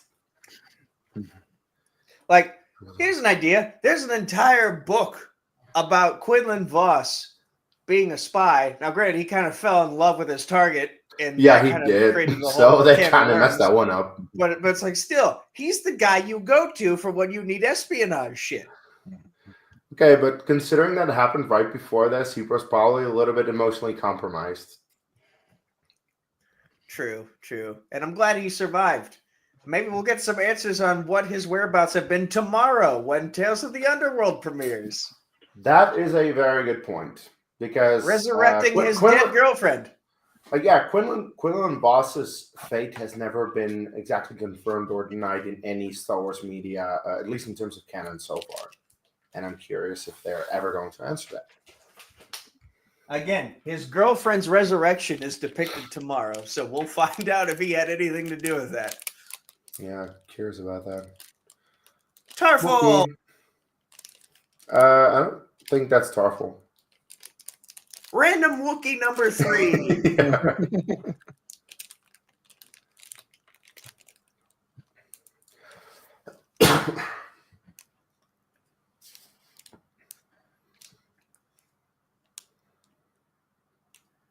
So them maybe on the wrong side. This is a good conversation between you two. You're on the right side. He's not. Yeah. Well, you know, from a certain point of view. Indeed. She's sounding like a politician, Anakin. Get used to it. She is a politician. She's playing. It just occurred to me. She's playing the role of therapist here, and he's not listening. Well, the thing is, you say therapist. Anakin has the feeling she's devil's advocate. Like she's just stirring the pot just to offer a different opinion. I love that all the ships in the background are like going in a line, you know, speed limit, and not just pulling up and, you know, speeding up above everybody. Like, where are the traffic cops to enforce this? Actually, there is something about that in the Clone Wars. Is there? So you might want to watch it. Also, let's say it's your first time in the city. Yeah. How the hell do you read where the traffic lanes are? You just follow the flow, man. You know? Anyway, Like, George get in line. Lucas. Now, this is honestly something I want depicted more of in Star Wars, especially with the introduction of Canto Bight. I want to see more of like the shows that are happening. The Star Wars entertainment. Yeah. Yes. Like This what's is like going on? this is like Vegas. Yeah, it's good stuff. This is Like- Cirque du Soleil, Nico, of the Star Wars universe. Yeah, like who are the acts that you are getting for the various casinos in the richer systems of this galaxy? And also, like, what is the HoloNet like? Who are the influencers that are getting paid big credits? While to like TikTok the shows and stuff like that, you know? Yeah. I have a pitch for iCarly in space, and I feel like it would tell a really good story. And I just don't know who to pitch it to. Also, how much do the box seats cost to this bubble show?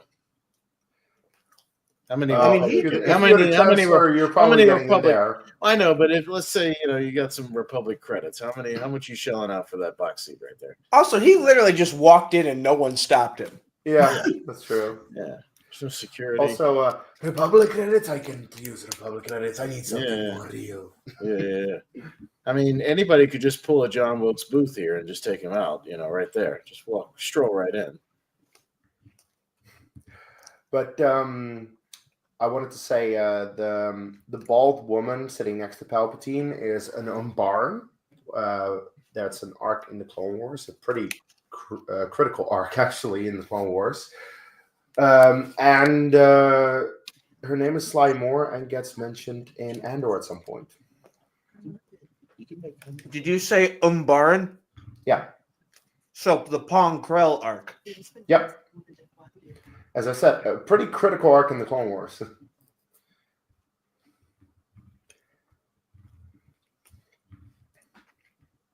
Palpatine, the smartest man in Star Wars, who knows everything.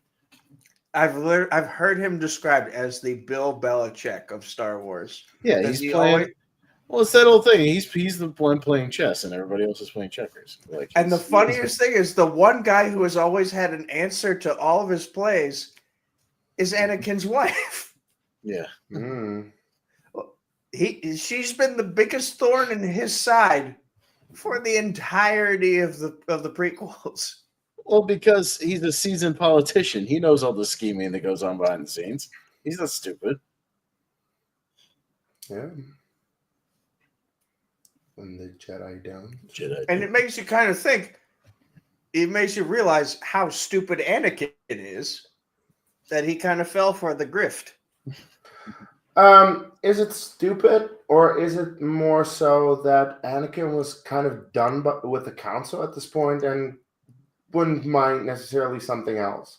Especially with the story that Palpatine is telling him about a Sith Lord who can literally resurrect people.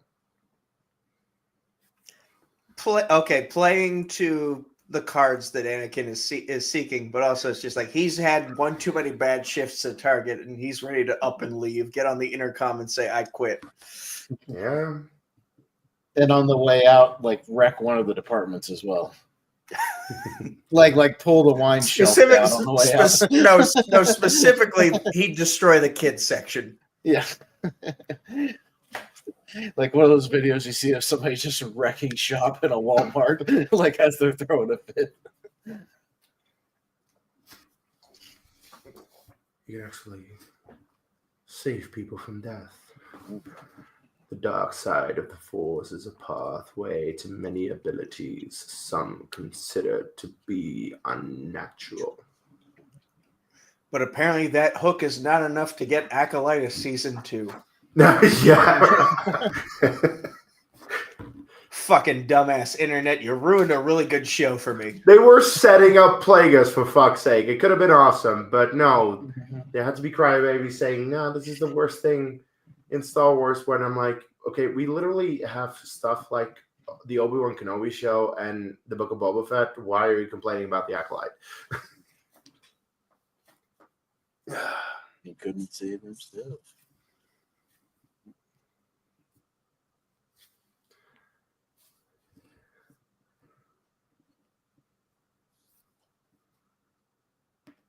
Not from a Jedi. Also, Anakin is really stupid because he says he'll teach him this power, and then right after he turns, Palpatine's like, "Together we can figure it out." Oh, you're a fucking liar, you asshole. Yeah. You just what? It's kind of like in Deadpool and Wolverine. He made an educated wish. Yeah, right. And you know, to contrast that, think back to when like Ego the Living Planet tells Star-Lord that he put a tumor in his mom's brain. Oh, yeah. That's when the mind wipe immediately went off, and he's like, "Wait, what now? Wait, what? You killed my mom? Wait, what? No." Okay, yeah, we're done. Like if Anakin was smart, as you just said, like he would have read between those lines immediately and been like, "Wait, what? You don't actually know how?" That's not what you said when you were that you said that. No, what? This is not the fine print that I was promised to read. Yeah. He didn't read the terms of service. It's fine. Yeah, we all click I agree. I would like to speak to a manager, please. I'd like to file a complaint. But they don't have an HR department, remember? Because there's nowhere to complain. I would like to call my lawyer.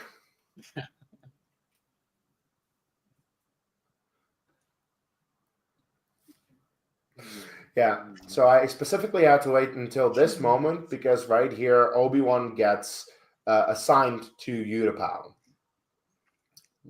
And this was the moment where I was able to put the next scene of the Clone Wars. Can we take a moment to appreciate the badassery of Commander Gree's armor? Yeah. Yeah. Agreed. Can we also take a moment to appreciate that George Lucas was a big fan of the Timothy Zahn novels, that he included planets like Coruscant and Kashyyyk in his movies? Because this isn't like Coruscant and Kashyyyk were Timothy Zahn's brainchild when he wrote the Heir to the Empire trilogy.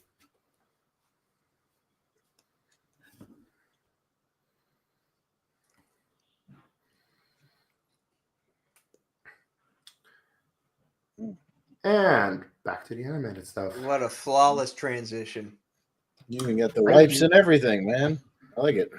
Oh, hey, it's not Star Wars if there aren't wipes. If it's not a screen wipe, it ain't Star Wars. The funny thing is, like, my girlfriend and I were maybe not the biggest fans of Phantom Menace and Attack of the Clones, so we made a drinking game, and one of the every time there is a wipe, I've heard that. Yeah. Oh yeah. Screen wipes, get a drink. Trust me, I know all about drinking games and movies. I do one every month. I do one every month. So, tune in to Mega Movies E this month, where we'll be doing The Final Destination, the agreed upon worst Final Destination movie, in honor of the new one. The fourth one, right? Yeah, correct. Yeah, the fourth one is the one that nobody likes. Yeah, even hardcore fans of the series. Yeah, my girlfriend made me watch all 5 of them, and by the 4th one, I was like, "Wow, this is terrible." The 5th one's great though. The 5th one is good. Yeah, I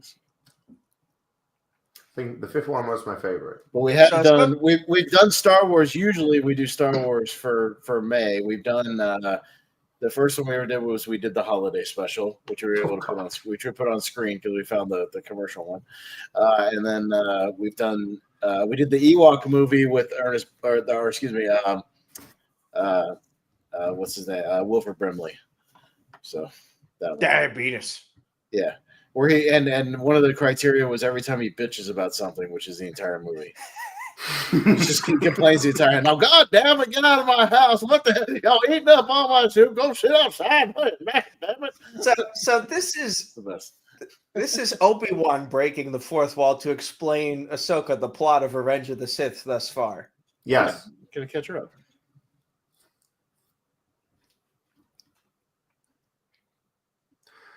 Yeah, so in that Yeah. regard, it was easy to figure out where I needed to place this scene. So this is honestly something I hadn't considered, is that Palpatine has his term has gone way past its limits. Oh, and yeah. that's another thing from real life that I'm looking at very I wonder about closely. another guy that's contemplating running for a third term. I wonder. That is not constitutional for him to do. Yeah. Okay, that's Qui-Gon talking right there, not Mm. not Obi-Wan necessarily, but that's Qui-Gon's Qui-Gon's teaching teachings. speaking through. I will.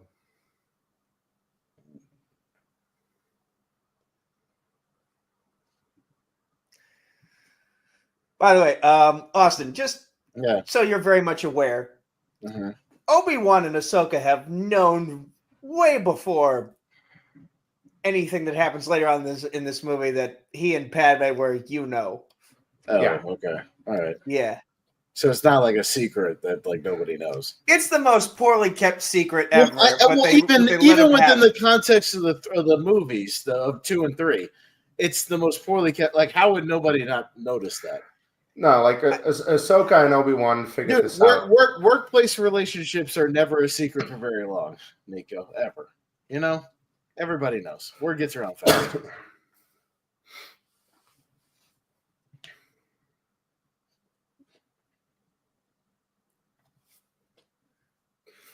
No, but I appreciate essentially how the Clone Wars addresses that, because it's very obvious in the movies, of course, but Yeah.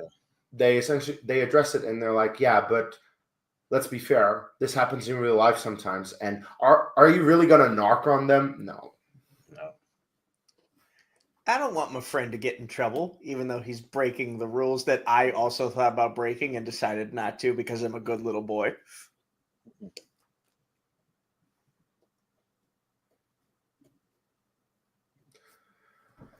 Anyway, if you're just joining us, we are doing a watch along for Revenge of the Sith because it's 20 years old. It's a special version of Revenge of the Sith combined with the Clone Wars arc. If you need a copy of the version, there's a link in the description so you can get that. Currently, we are an hour and 22 minutes into the version, if you want to keep it. That other guy's got a hell of a face tattoo. All right. Yeah. Yeah, just the Republic logo. Yeah, just the Republic logo splattered on his forehead. Yeah.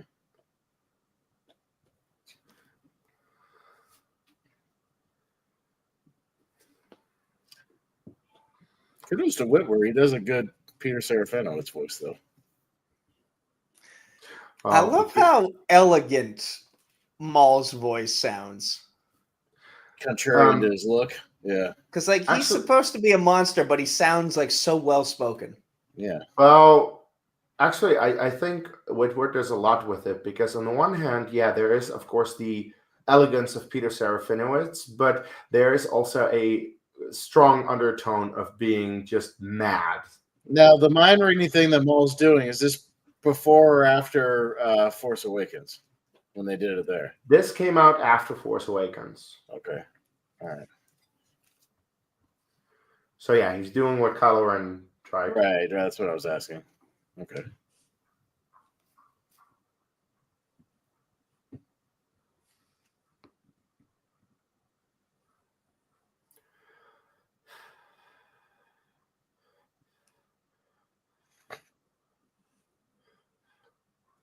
He's not after you.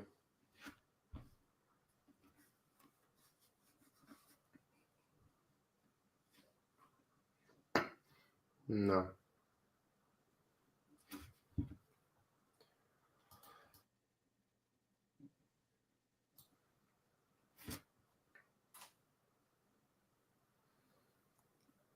If only I could remember the name. I think I forgot this part of the plot. Like, Maul was basically trying to stop Revenge of the Sith from happening. Yes, he was. Yeah. And he was this close because the thing is, Maul knew that his actions over on Mandalore would draw out at least some attention, and he was just gambling that Obi-Wan and Anakin would come. He was just slightly off with his plan. It's one of my favorite tropes in movies when somebody gets shot, but they're able to spit out the important information right before they die. So if Palpatine is Belichick, what does that make Maul? Like, who is just that close, but from being as good, if not better, than Belichick? Bill Cowher? I'll take it because I don't know football that well. But Or Tom Brady. No, I'm talking about coaching, Oh, not players. Okay, you gotta have to tell me this in European sports terms because I No, don't know yeah, we're American talking sports ball. It's fine. Oh, I know some sports. It's just I'm know a European casual sports. NFL fan. I'm not hardcore, but yeah.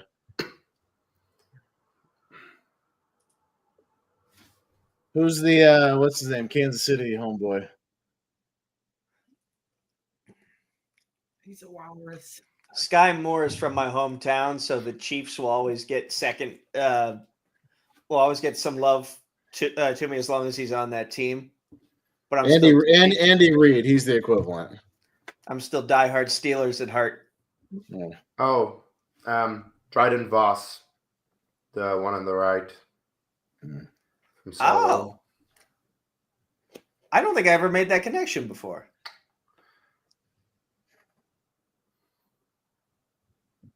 I mean, you could recognize the face with the marks. I didn't see the marks though.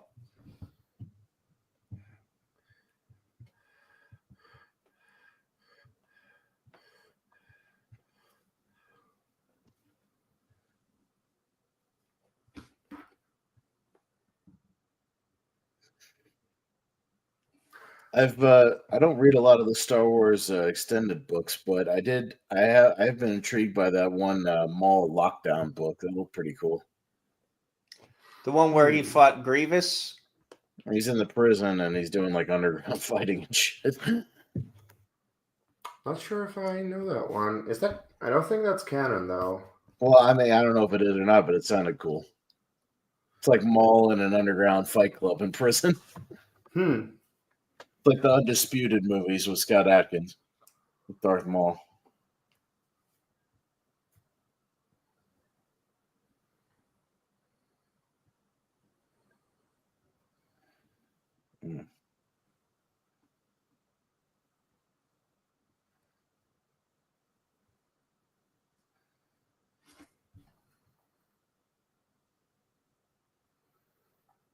What are you talking about? Wait.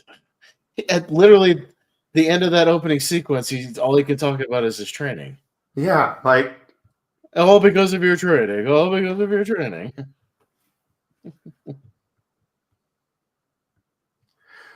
This is supposed to mirror the scene when Qui-Gon is saying the same things to Obi-Wan in the first movie, but in this case, it doesn't really make much sense because Anakin has been doing extremely well. Mm-hmm. And we can simply attribute that to George Lucas forgetting something. Yeah, again, like George Lucas doesn't care about logic all the time. He just does what he wants. And even when he does care, he's just one guy. See, just a simple man making his way in the universe. Yeah.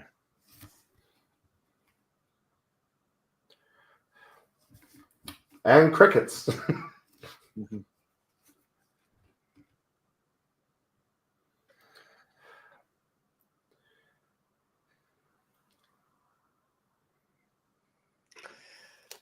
R4G9 is one of those droids that I'm like, you have a cool look and I want to spend more time with you. And it's a shame we only got like maybe 20 minutes with you in total. Mm.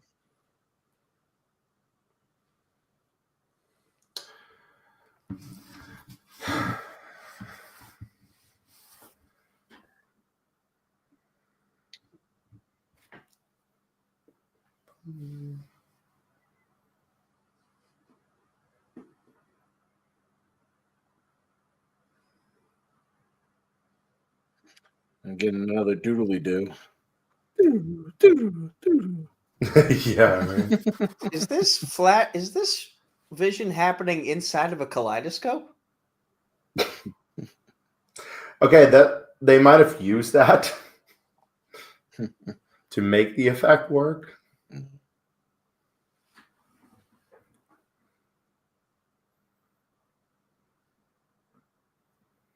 Also, is her pregnancy belly like extremely low? Yeah, a bit. Yeah. No. My lady next to me saying no. That's where it is. Because I've seen a lot of pregnant ladies at Target while on shift, and it feels like Depends on the baby. Okay, depends on the baby. So she said. By the way, babies.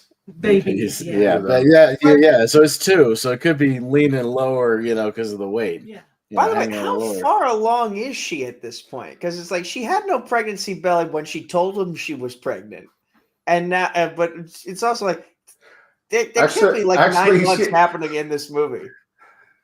It is very inconsistent because she has a pregnancy belly in the Bad Batch arc when they call one another. Hey, those midichlorians speed things up. You know what I'm saying?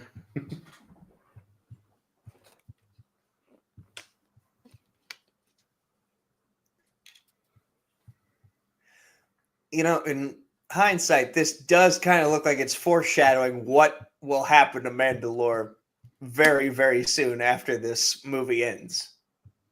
Of just like troop occupation, and that's the point. But Yeah.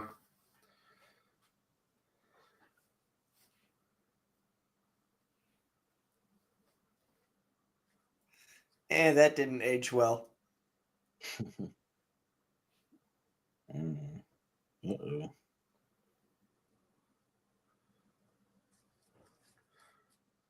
Yeah, Bo, just don't.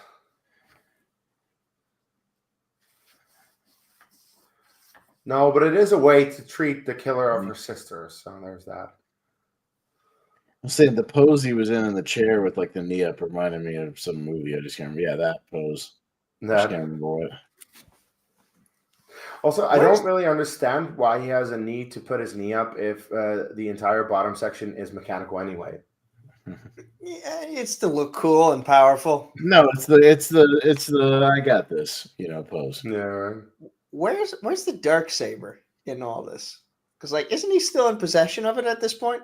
Yes, he has it on Dathomir in his little shrine. But I mean, Maul doesn't necessarily need it. He has his own thing, and he's more used to that.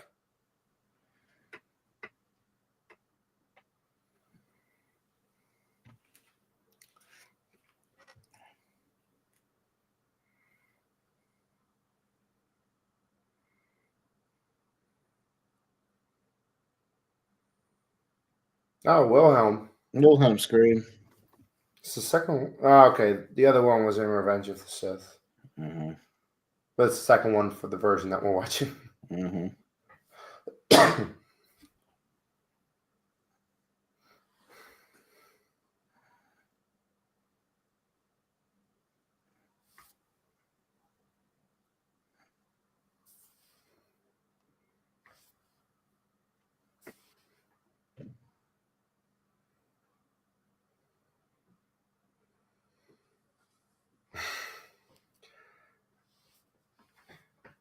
You got that right. And she knows that.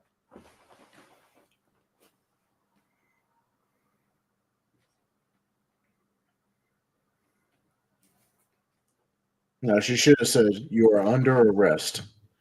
Yeah. Oh, wait, we'll get to that.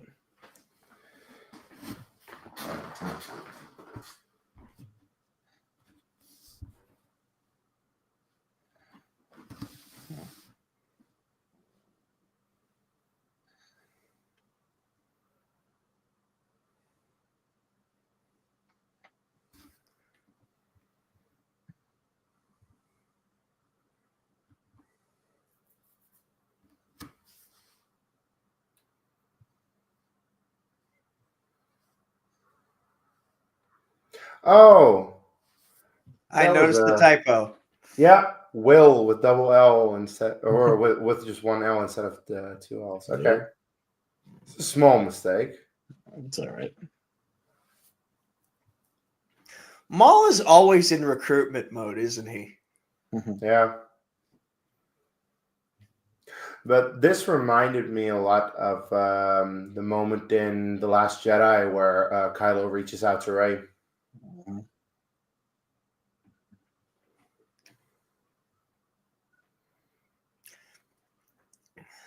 That's the weird dichotomy of the Sith is like you're constantly alone, you're constantly craving someone to make a connection with, but that connection is based on like at one point one of us are going to turn on each other. That is just the contract we have signed with each other. That's the And it's rule like, of two. how is that? That's not a healthy bond. Oh, but that's the rule of two for you.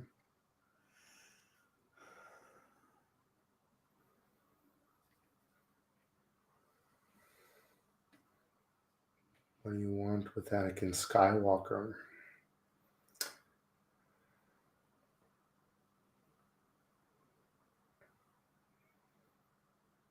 Hmm.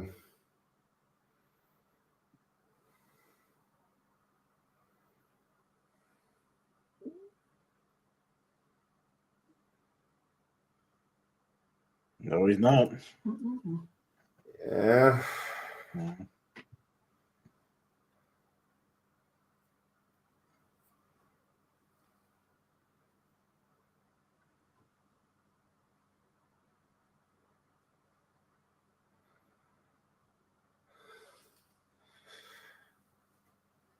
Yeah. Do you? Your vision is flawed. Not really. Ghost had that double saber, baby. Yeah. And this fight was actually choreographed by real life motion captured and motion captured actors. Now, correct me if I'm wrong, but does this new double saber have like a half of Savages on it, or am I wrong on that? I'd have to see it again. I didn't pay attention to that. But they got Ray Parkin to do this choreography. I'll say that's pretty dope. Yeah.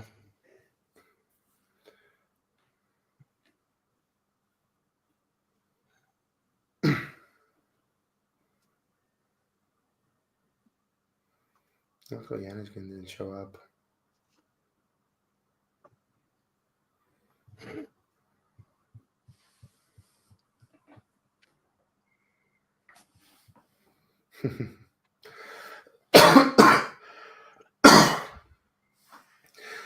It sounds like you'll find them full of surprises.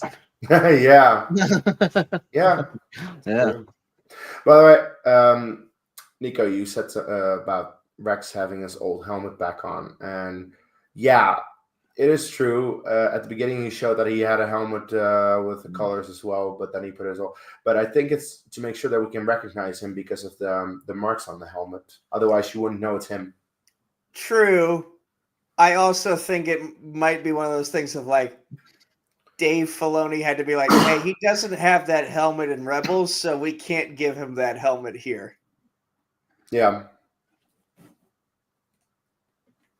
And honestly, it wouldn't have surprised me if Sam Witwer, of all people, was the one to point that out, too.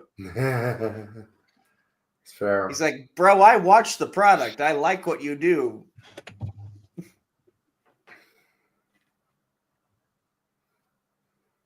By the way, Dave Filoni, a proud Pittsburgher. The Yinzer with the cowboy hat. Always rocking the hat.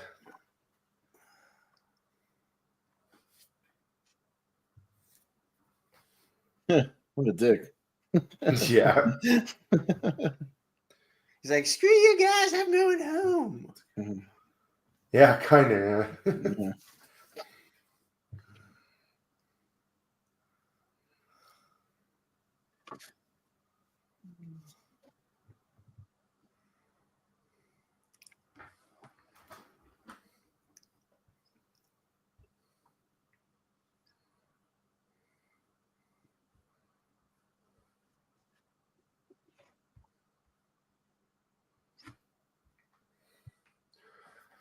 Yeah, point.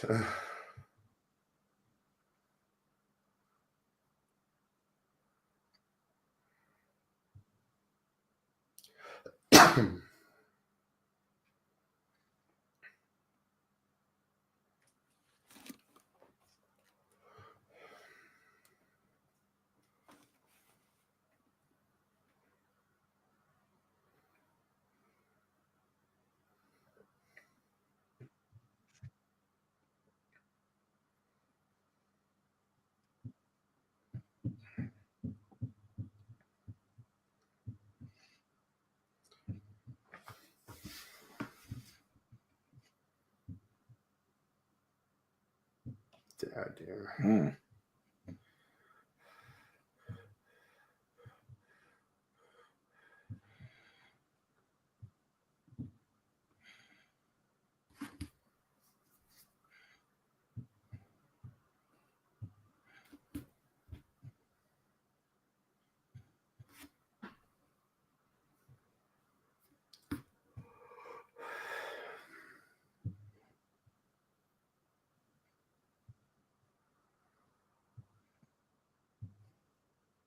I'll never join you. Yeah. Whee! No. Live or die, man. Die. Let's be real, Maul. Even if she did drop you, you would have still somehow found a way to survive that. That's the thing. You survived falling through a shaft with nothing but your torso, You, and you were fine. You're a cockroach. The only thing that was able to kill you was your own hubris. Yeah.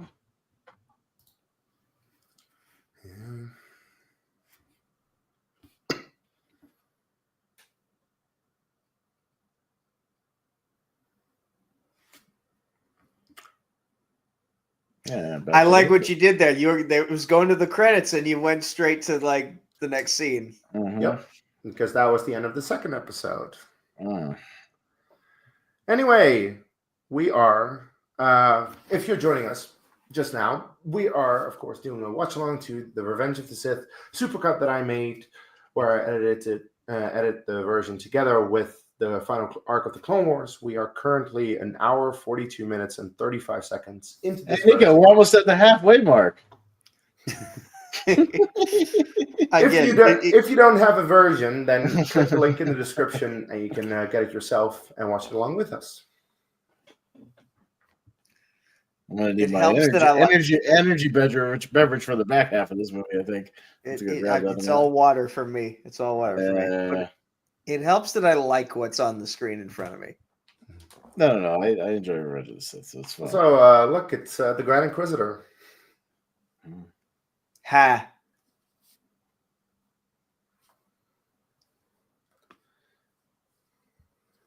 It's not very subtle.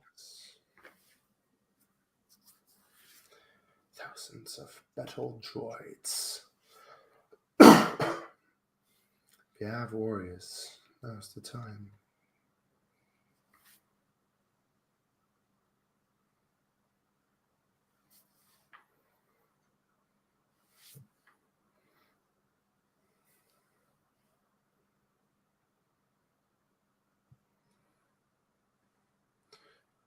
Additional warriors. He didn't say. So they know they're being watched, and they see the thing leave, but Obi-Wan is still there. So they assume that nothing's wrong.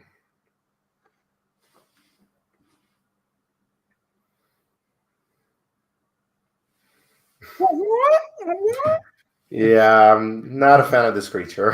The Varactyl. Yeah. Like the CGI at times is a bit wonky.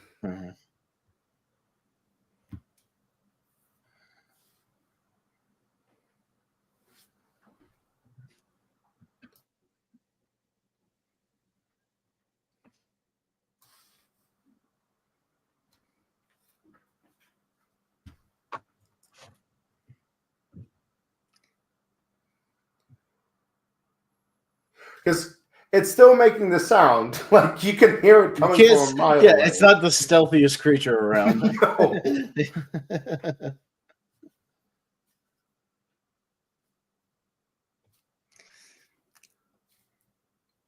I think that's one of the weaker spots for the CGI here. Yeah, it is. Ah, well, it's still cool. Yeah. See, I really like this battle, but I feel like it's so short.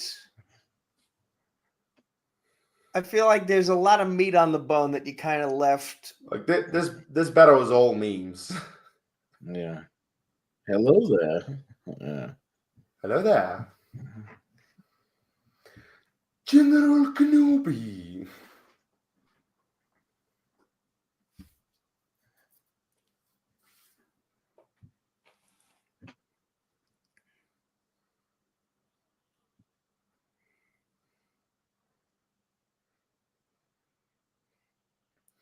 Well, that was easier than in the opening scene.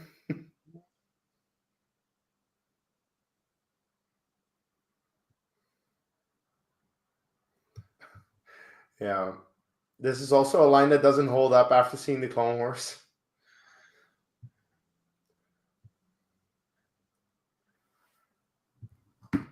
Yeah, Grievous, he knows. He's faced you. But again, that's something that the Clone Wars did afterwards.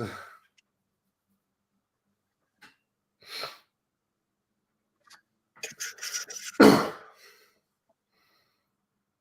like the noise that it makes. Shut up, Ember. Yeah.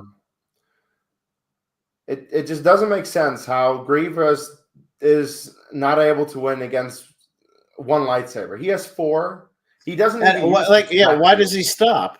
Yeah, like the 2 at the back, he's just holding there, and he just uses the front ones. I'm like, you literally have 4 lightsabers. You could cut this guy in half in a second, but you don't use them.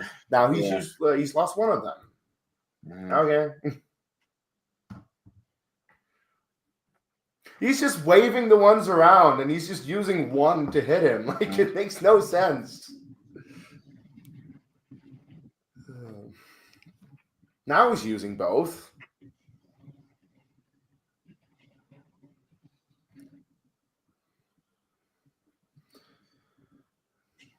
All right. Right in the nick of time, huh? Uh-huh.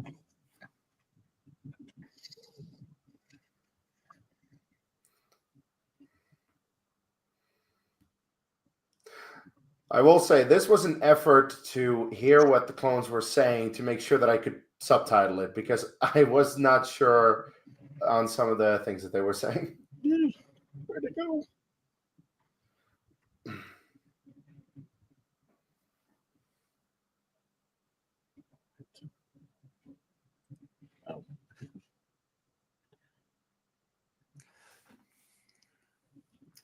Apparently, this chase was supposed to be like a lot more gruesome.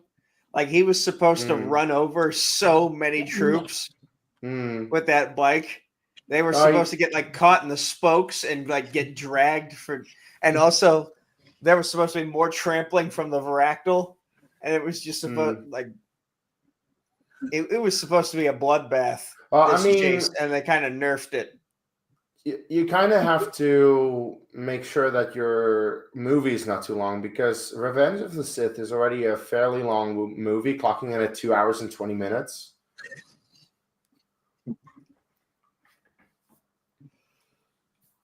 And cut. Back to the animated, yeah. Oh, it's just now occurred to me that like that's a parallel that we're about to see here. Is like who probably picked up Ahsoka's sabers? Rex. Who picked up Kenobi's saber? Cody. Yeah. Oh no, wait. Bo's got it. Oh, well, there you go then.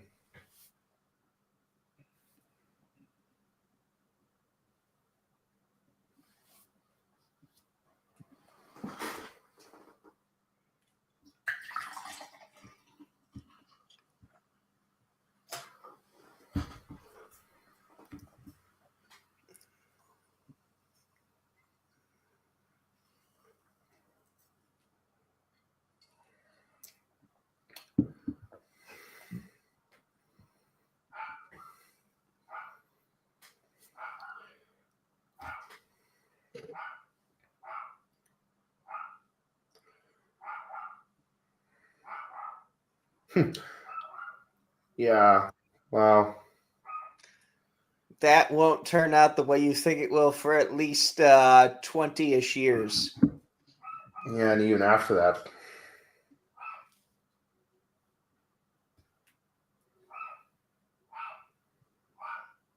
So about like 35 years, actually. Wait, no. We'll 30. say 30. 30. Star Wars math is hard.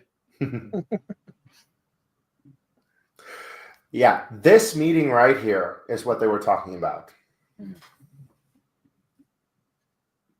And from now on, the cuts between live action and animated are going to be a lot more frequent, because now we get into the stuff where they really overlap everything. This is also my favorite episode of the 4 in the arc, Shattered. You think? Really? No one figured it out yet? He bears a vague resemblance to the Sidious guy. It's weird. Oh, that okay. There you go. That was the cut. There it is. It's the exact same conversation.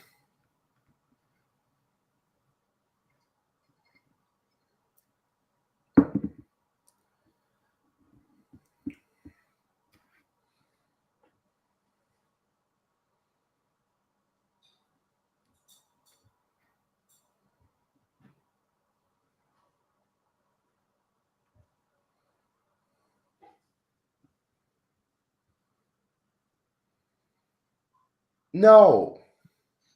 She's not been a Jedi for like a year at this point. She's still hurt, bro. Yeah, very.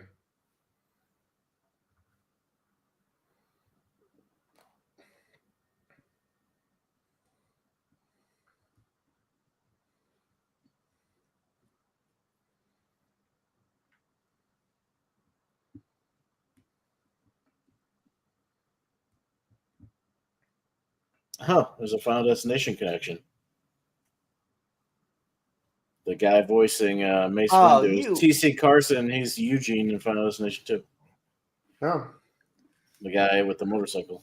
By the way, this conversation is so frustrating, because Ahsoka has knowledge that the Jedi want to know. The Jedi have knowledge that Ahsoka needs to know, and they are not willing to tell one another what they need to know. Like, fucking hell, guys. So it's like a rom-com. Yeah. Take 2 seconds and just talk. You won't. Again, if you were all just better at communicating with each other. Can we all just get along? Is key. No, I didn't. Speaking of General Skywalker.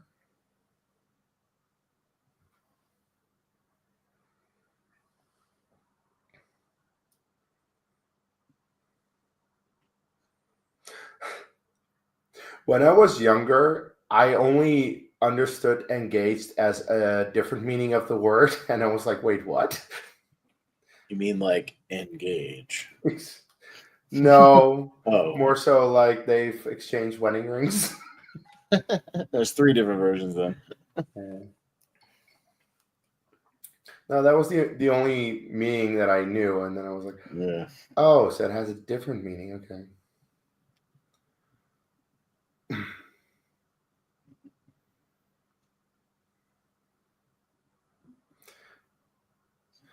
By the way, I have the feeling that right here, Anakin has thought the conversation that they had at the Opera House through, and he is trying to bait Palpatine. He's trying to, like, okay, dude, you know more. I need to know what you know. So this is actually not too dumb of Anakin. Like, at the Opera House, he was very naive. Yeah, but he's still under the dude's thumb. He is, but that's because he is severely damaged. And Palpatine is, well, he's forever the politician. He's able to manipulate people, telling them what they want.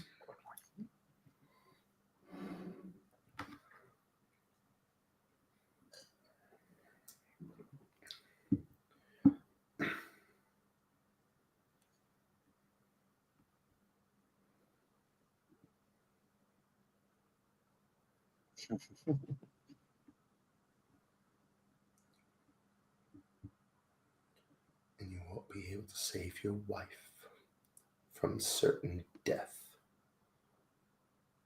What do you say? Use my knowledge, I beg you.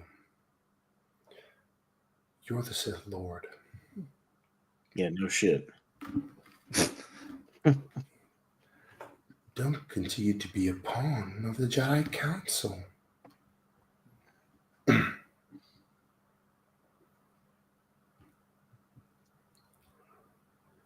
Life of significance, of conscience.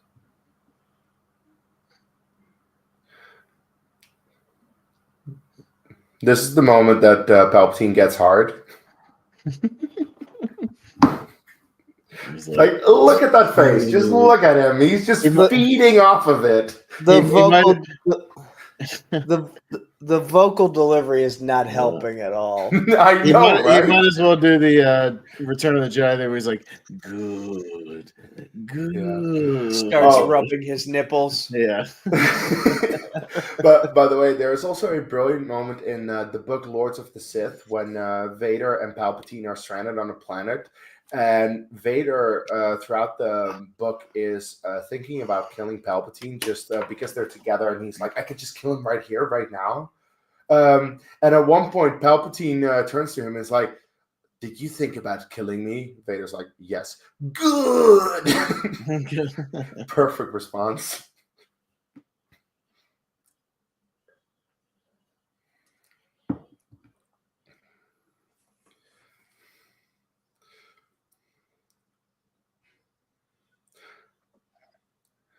By the way, was that the sound effect from Temple of Doom, the mine carts? I don't know. It sounded very similar. Well, it would make sense because Ben Burtt did those movies also. Yeah. You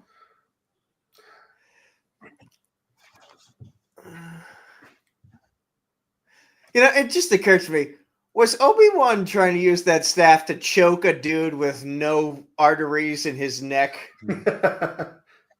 No trachea?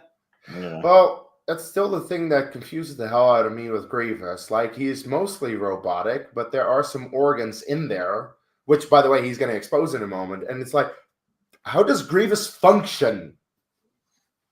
Like, you pointed it out earlier when he is in space, but for some reason he's okay. No, he's got those RoboCop organs. Yeah, right. Yeah, don't kick a robot. Yeah, that's stupid. You're not Tong Po. That's a kickboxer reference.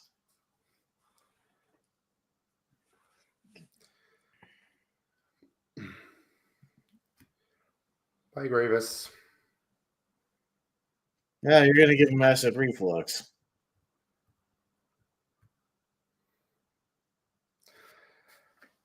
And boom.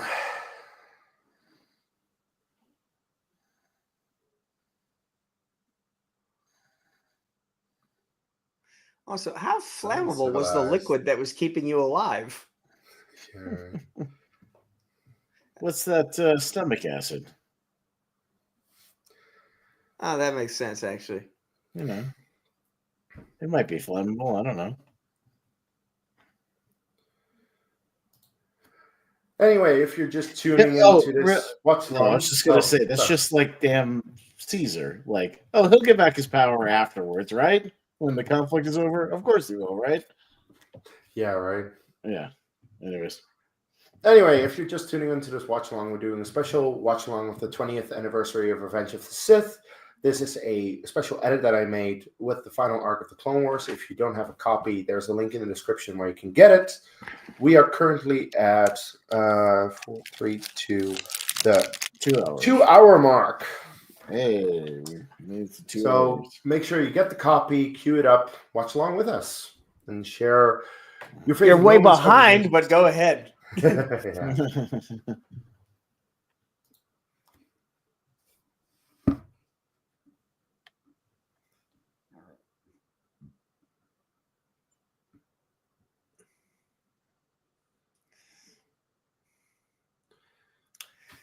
And now here comes one of the most frustrating battles for me.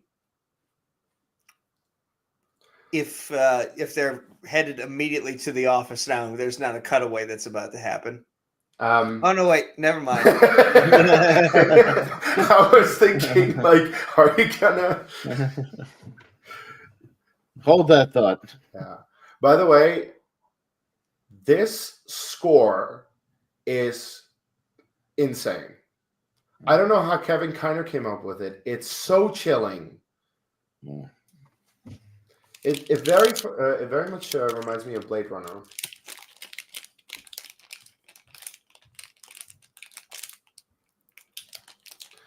And like, there's not a word of dialogue spoken, or it's minimal. I mean, if he could speak, he would definitely be saying something.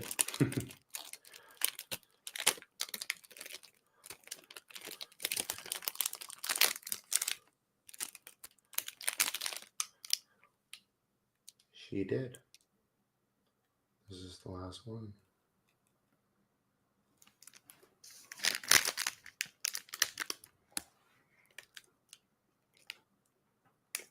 I would like to believe that somewhere in the temple there's a kinky Jedi who's thinking, "Can I have that when you're done with it?" God.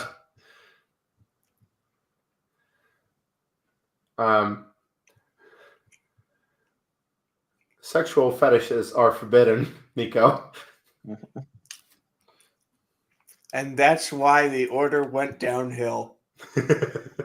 Exactly, that's the reason. And the one guy who they supposedly let sleep with other people is the dumbest motherfucker they have in that council. Who are you referring to? Mundi, because of his species' potential. Like, I don't know if this is canon or not still, but it's like his species was apparently on death's door, and he was allowed to repopulate and have like multiple wives. Well, he does have a penis for a head, so it makes sense.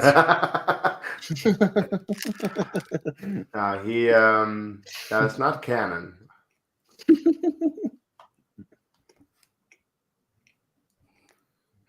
You telling me though, Mace Windu wasn't getting any strange on Coruscant? I don't know who would want to. He'd probably be the most uptight person in bed. Maybe. Again, like... Quinlan Voss is the guy you can ask for a good time, and he will give it to you. Yeah, right.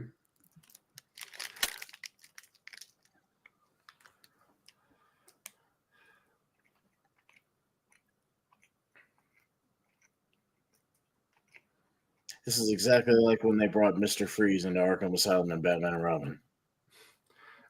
Okay, In can the we end. not can we not mention terrible movies? What are you talking about? They brought in the refrigerator. Remember when he's in the refrigerator? It's the same thing. George Clooney was a good Batman. Not the best by any stretch of the imagination, but he was a good one.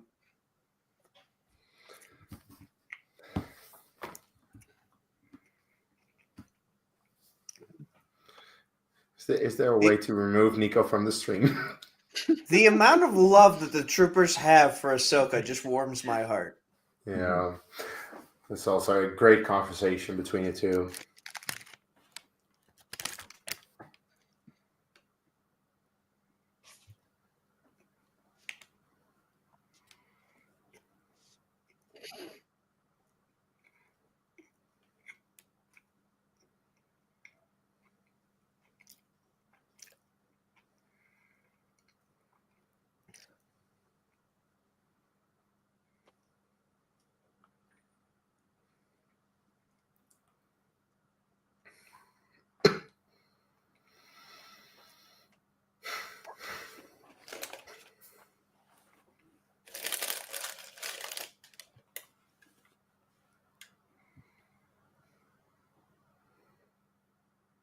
It's all gonna go to shit. We just now wait for the transmission.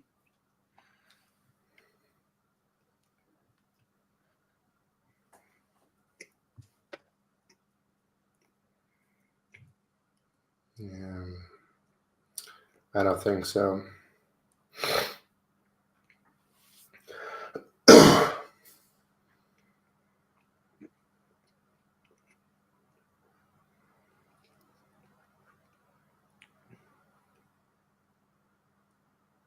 And I also think that the score that Kiner did for the previous scene really goes well into this piece of score for this scene. Why do they all have different chairs? It's not very matching. Well, I think one was definitely made for like Oppo ran Sis at one point for his weird body. Yeah, but you would think a symmetrical, circular council would all have. I mean, obviously the leader would probably have a different one, but they would all be like the same chairs.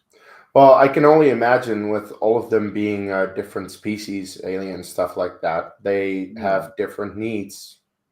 And then there just might be that one Jedi who's like, "Hey, I need some extra lumbar support. Can I get a footrest in mine, please?" Yeah.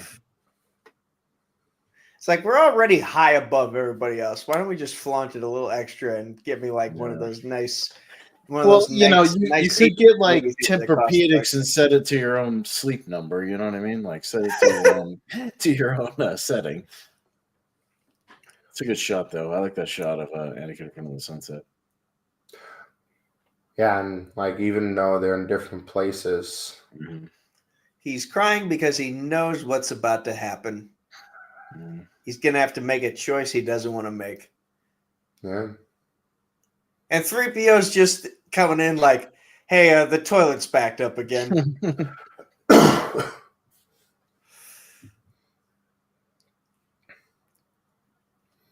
Oh boy. Okay, now we get to the battle that frustrates me. Yeah, me too. Because we have 4 Jedi Masters and 3 of them get cut within 20 seconds or so. But this is badass though. You're under arrest.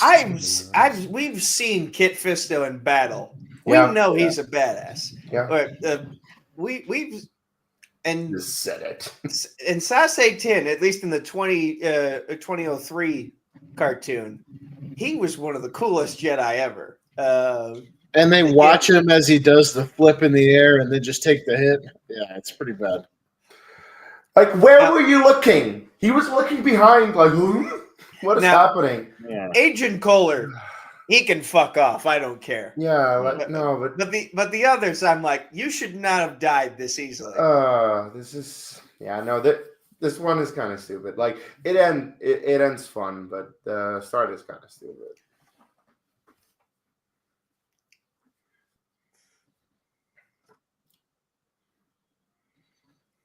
Also, it's kind of funny to watch these 2 old farts doing these stunts here.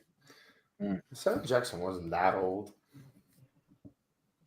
I think he was in his 50s when he did this. Here's the thing, though. Look it up. He has such a nice complexion that you wouldn't know how old he actually is. Yeah. Okay, yeah, he was 56. Let's say he's in his mid 70s now. So He kind of looks like a turtle. Now he does. Now he kind of looks like a turtle without a shell. His face, by the way. yeah. The faces he's just having fun. Yeah. Why the hell did you slow down? What's with the run and then just starts walking patiently? Yeah.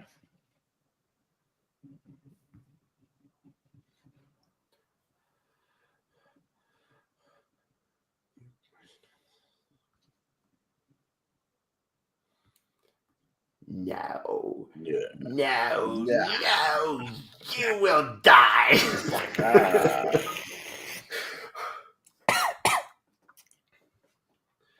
Like someone is having fun with this scene. I just realized how out of context the insensitivity of what I just did looks like. And I won't do it again. Well, once again, he just said, I have the power to save Padme. Yeah. Like, but you don't have the power to fix your face. Yeah. You Or to choose stop to your look own like death? you choose to look like a wrinkled scrotum.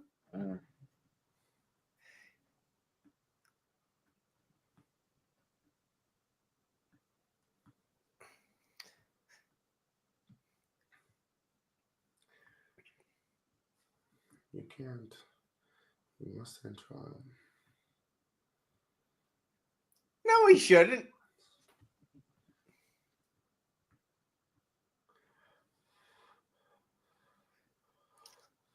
Wait a minute. Mace Windu is telling us we need to, I'm not going to say it out loud on camera, but I think he's saying we need to make sure certain people in power right now maybe don't live to see another birthday.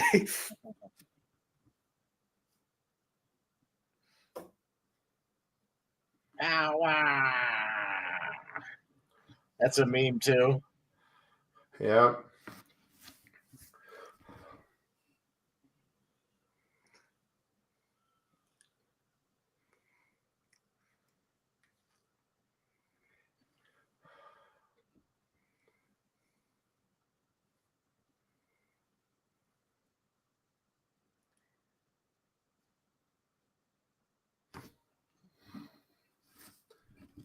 It's difficult to edit that around that. Yeah.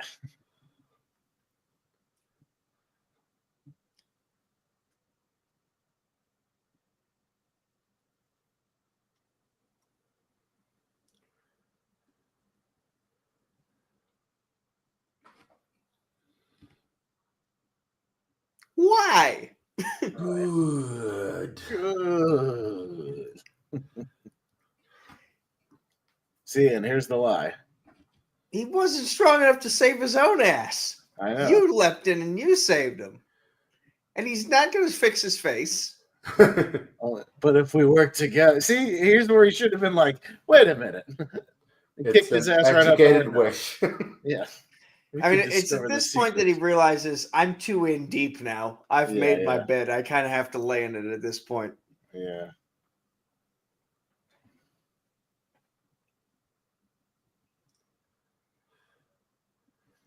And that's what fascism does. It's like once you realize what deed you've signed, you have to honor it, whether you want to or not. You can't get buyer's remorse like within 2 seconds after signing the deal. Henceforth, you shall be known as Darth Vader.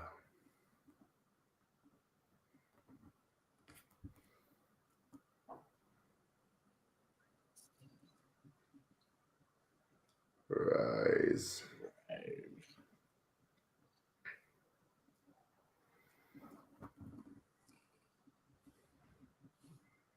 Oh, Yoda also feels it. At least 2 Jedi in the galaxy feel this.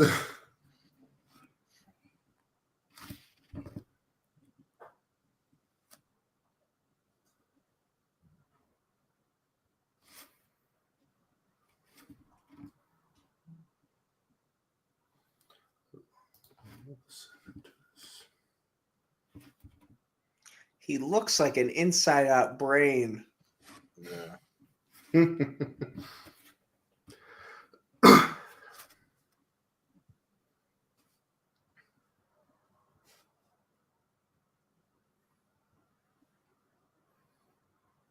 Also, this brings into perspective, why did his clone in The Rise of Skywalker also look wrinkled? Like, if it was a perfect clone, wouldn't it have ended up like... Actually, You're asking this question after the opening thing is somehow Palpatine is returned. yeah. Come on. I That's will the least say of your though, problems. considering that in the Bad Batch they were busy with that, it seems that the clone was made after he got wrinkled. Yeah, but if it's still original DNA that's being taken from him, shouldn't it look like how it did when he was like young? Like Boba Fett is a child when he's born. Okay, in that case, just like George Lucas, the people in charge of making that in the Rise of Skywalker were like, Listen, we don't Nico, care I'm going to about need you logic. to get all the way up off my back about that, okay? Exactly. Oh, okay, let me get off of that thing. Exactly. Like, give him the Sith eyes, but don't make him look like a scrotum. But how do you explain him having wrinkles if he's a perfect dude? I don't know. Fair enough. And now, here comes your I love episodic... this score, by the way. Here comes your episodic dosage of genocide. Yeah. But this score is really good. Great. Yeah, this is good, but I think the Mustafar fight score is my favorite out of this movie. Battle of the Heroes, yeah. Yeah, That's it's a good really one. good. It's really, really good. It's just classic John Williams.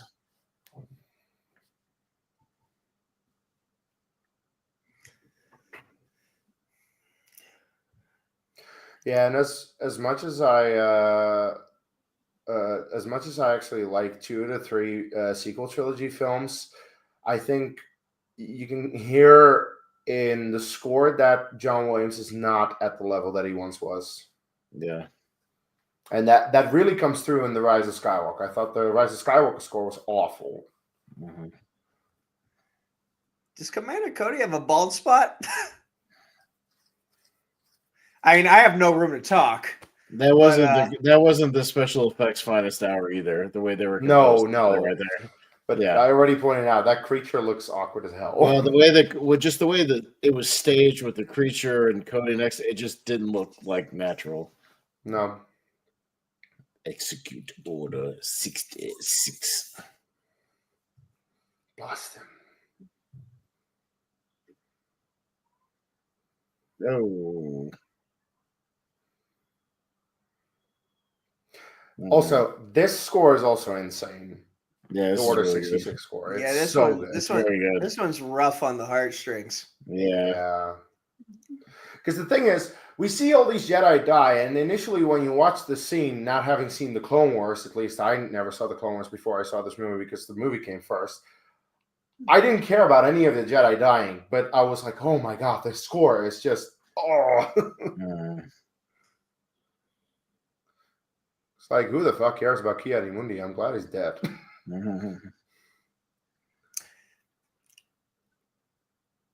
Now they're on Pandora. Yeah. It does look like Pandora. And this was aesthetically speaking, Ayla Sakura was George Lucas's favorite. Ah, okay. By the way, the planet is called Felucia.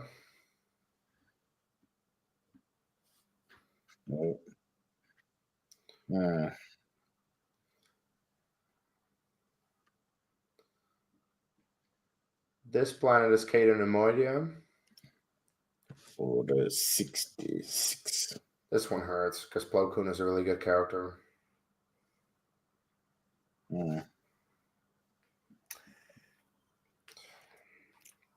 It would have been nice to see him like use that Legends lightsaber gauntlet at least once. Mm.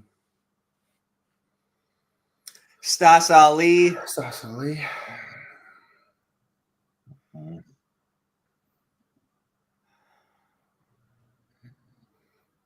Luminara Now- Unduli is in here somewhere. He is in there somewhere, but we never actually see what happens to her, and that's why Supposedly the moment that Quinlan she Voss then too. appears. Huh? What? Supposedly Quinlan Voss is in here too. Really? At least according to a Lego set. But That's it was never confirmed. I'm always amazed though, as long as Revenge of the Sith is, how kind of quick we get to Order 66 because of the pacing though.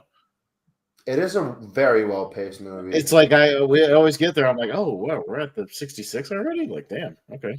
Yeah. And there's still like a good chunk of movie left, but it's like I'm always like, oh shit, we're there already.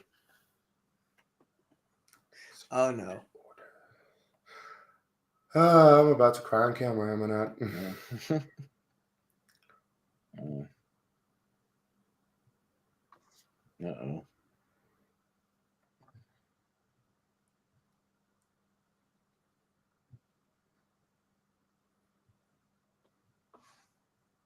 Uh-oh.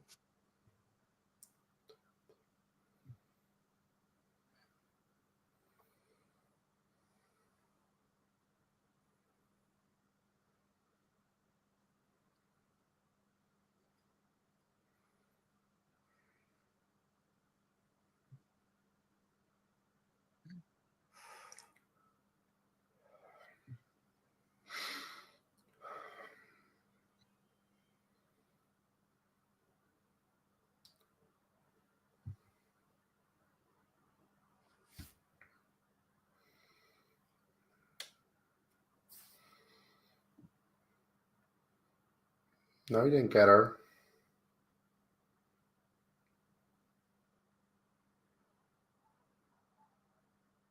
I actually appreciate the fact that Tales of the Jedi explained why she was able to get away from this. Because she was training with her own troops for years. If you haven't seen Tales of the Jedi, I recommend you watch it. It explains a couple of things. It's very good.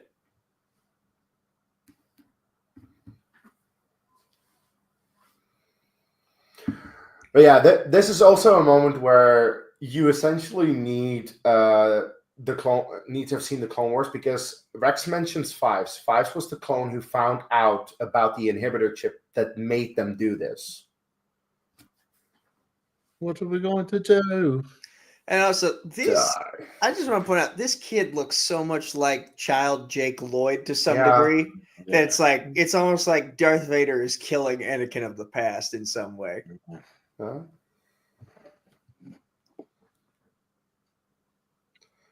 Oh, he's fine.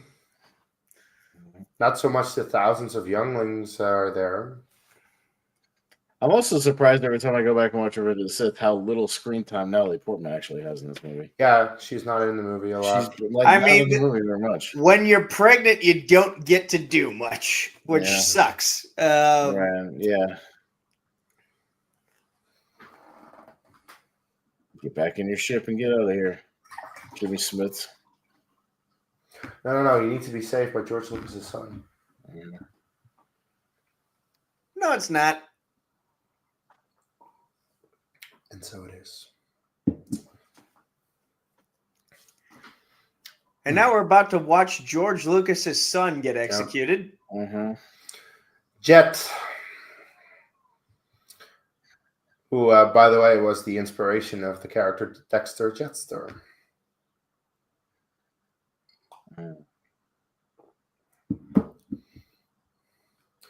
It's cool though. Your father is the creator of Star Wars, so you get to swing a lightsaber.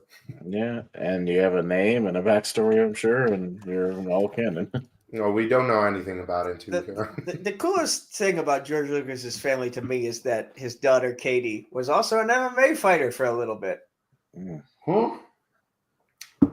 Fascinating.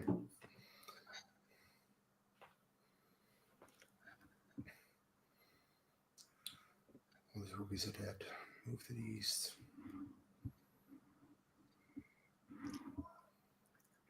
Twin moons. Now, this is a connection that I really didn't need. Like, I understand you want to do that, but we didn't need Chewbacca in this. It adds nothing. If I feel it's a very empty connection. She disagrees with you next to me. Oh. She loves Chewbacca's her favorite character. Oh, I mean, look, I love Chewie. She loves Chewbacca and Han and Chewie and everything about Chewbacca is her favorite. And I love Gunji.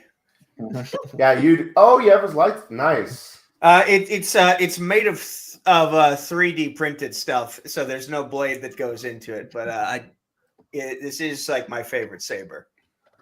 All right. I'll be right back.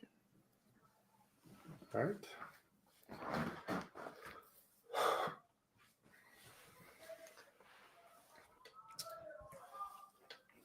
Anyway, if you are just joining this very special watch along that we're doing of Revenge of the Sith, it's the 20th anniversary of Revenge of the Sith, and we are doing a special version of that I edited together, where I edited together Revenge of the Sith with the final arc of the Clone Wars. If you don't have a version, there's a link in the description where you can get it.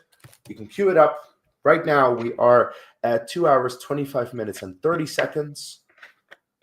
Maul is about to be released. We have another hour and 20 minutes to go. Indeed.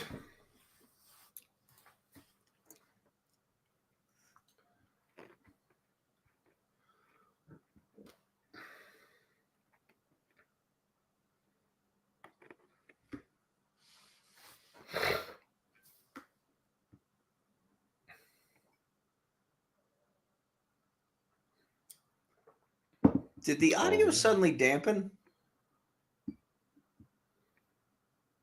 I'm not sure.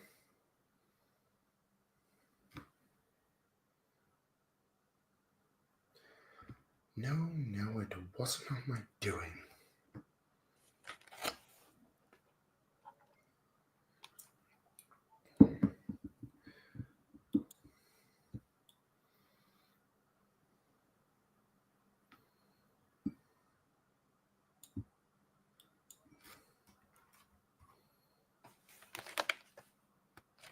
Brilliant.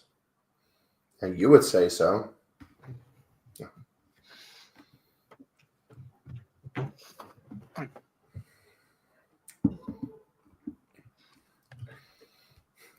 In the words of Mr. Plinkett, Palpatine's behind it all. Yeah. Palpatine's behind it all.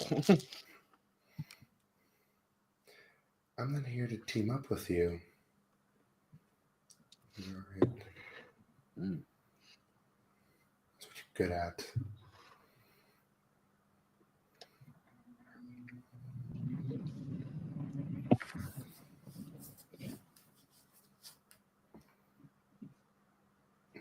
No.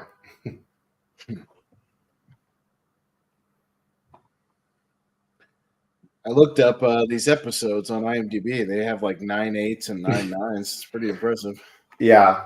They are some of the best Star Wars that we've ever gotten. Yeah, don't even mind episodes or anything. The only other time I've seen stuff rated that high is like the Rian Johnson episode of like Breaking Bad and stuff like that, you know?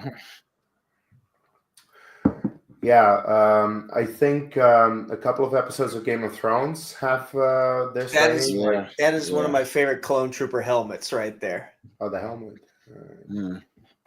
Is that specifically for a sniper in the 212th?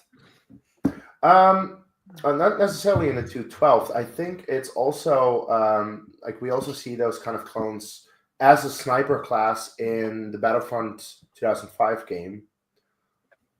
Like yeah, but helmets. I don't Yes, necessarily but think it's specific to the 212 though. it feels like it's 212 coded though, because like that's the only time I see them in the movies. Oh, movie wise, sure. I'm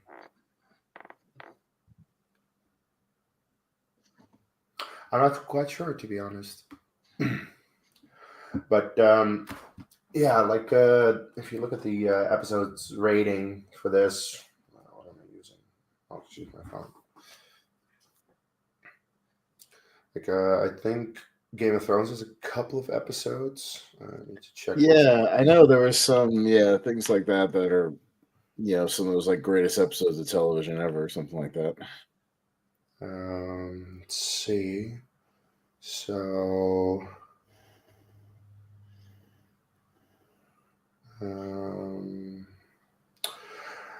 the episode Blackwater in season 2 of Game of Thrones is a 9.7. Yeah. Yeah, the Ozymandias episode, that's what I was talking about at Breaking Bad, which is like it's like the third to the last episode or something like that. The one Ryan Johnson directed, speaking of Star Wars, has a perfect 10 on IMDb. It's like one of the only ones that ever had any, like pretty much the only episode on there that has that. And it is, to be fair, one of the best episodes of television start to finish ever. It's great. The episode The Reigns of Castamere, which is the Red Wedding of Game of Thrones, has a 9.9. Right.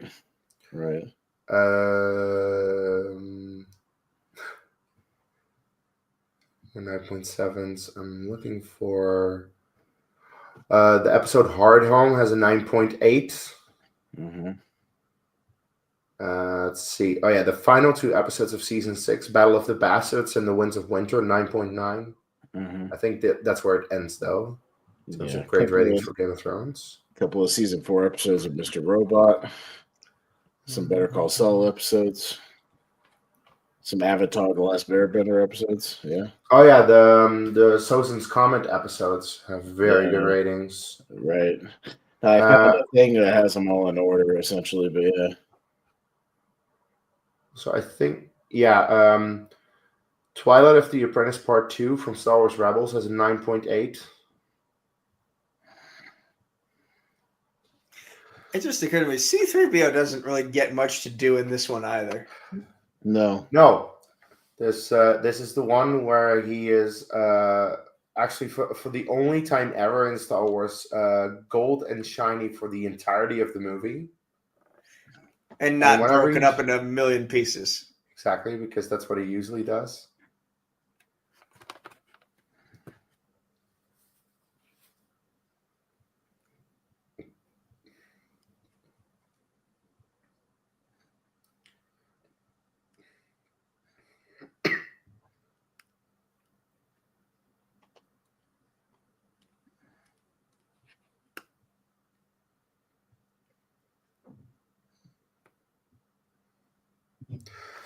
That's actually what kind of happens to Kanan Jarrus. I should say Caleb Doom.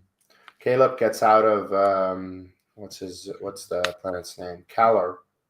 Gets off of there, goes back to Coruscant, and upon arriving on Coruscant, is lucky to escape because there are clones after him.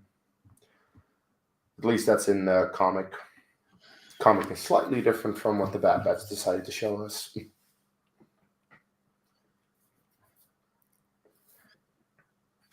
But don't shoot that escape pod. There's no life forms aboard.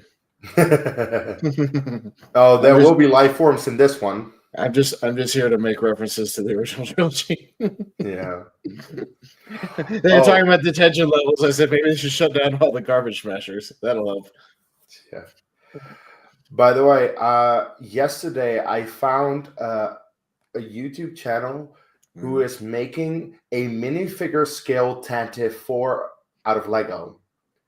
So this thing already, I think, just a slight part of the middle of the Tantive 4 is already like this big, and he is yet to attach the engines and the remainder of the ship. It's gonna be a humongous thing, and he's been busy with it for half a year already.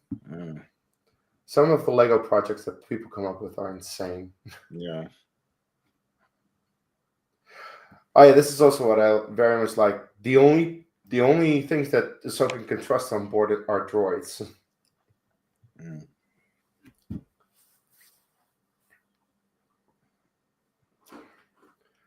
Fives. Fives' death is heartbreaking. The inhibitor chip.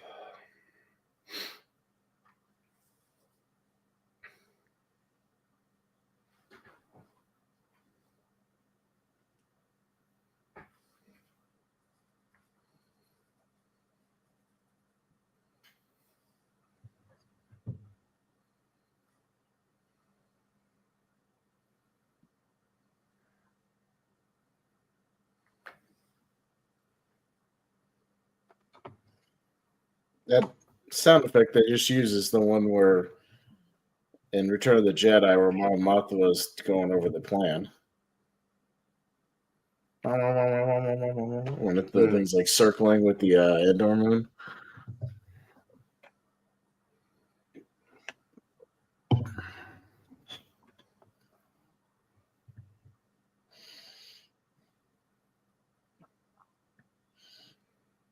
Boy. All right. How do we make characters look badass? Give them a hallway scene. Yeah, you always have to have a hallway scene.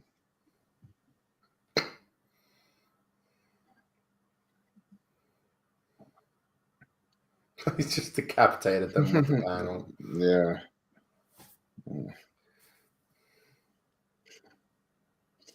He's using the Force like Magneto uses metal in hallway scenes. Yeah, kind of, right?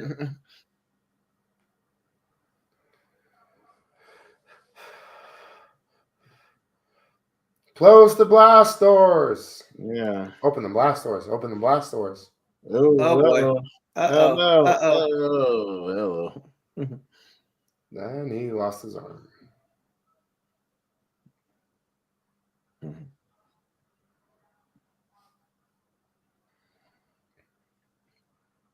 Well, you think they may be splitting up? They may be on levels 5 and 6 now.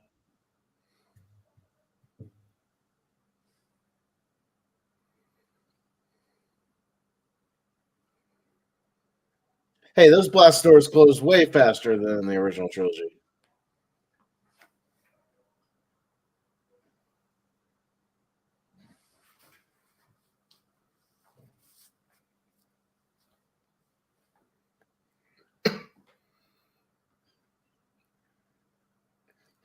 Some Manchurian candidate shit.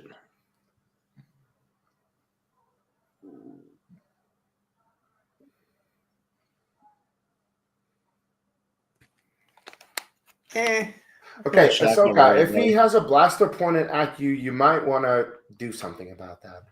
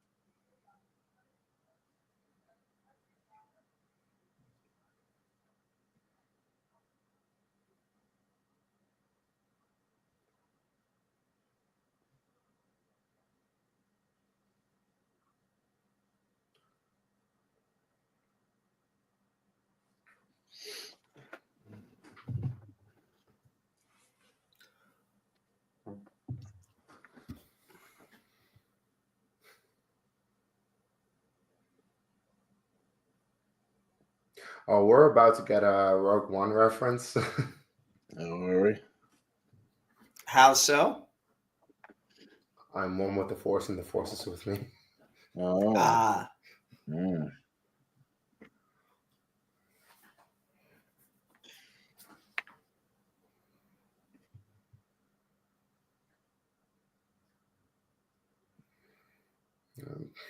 As fast as he can. Mm-hmm.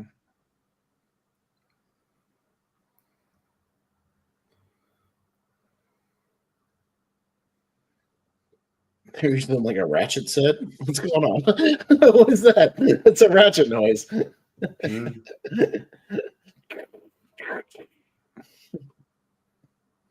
And the force is with me. There you go.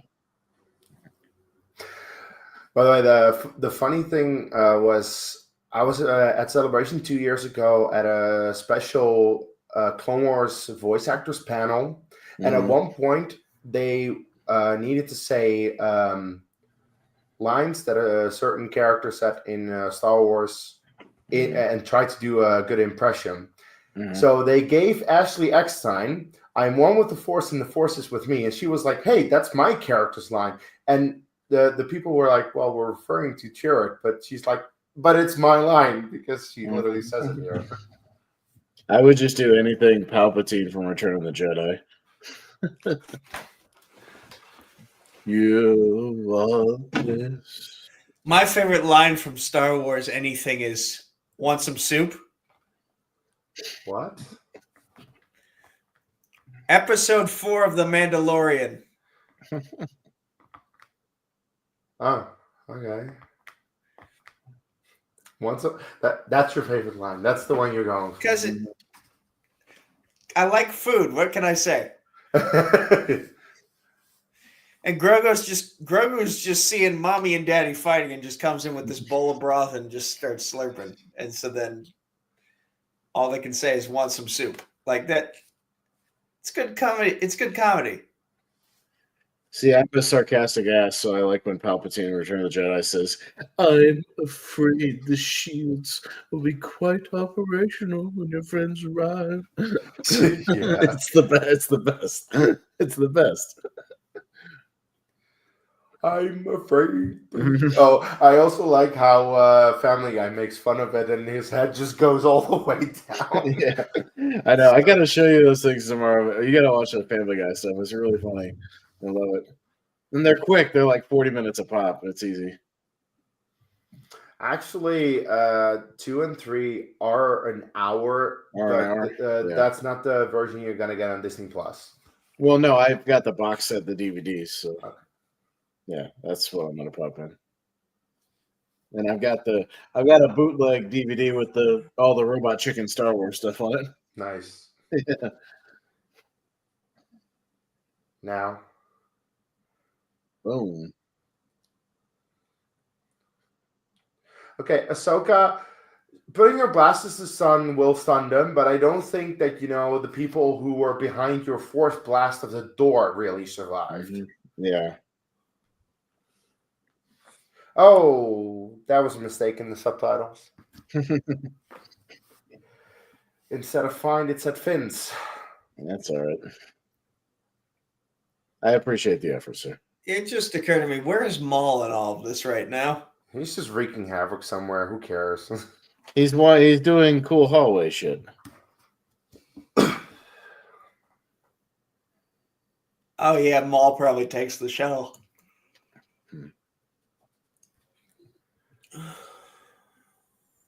Let him out. Diversion. Come on. Oh, yeah.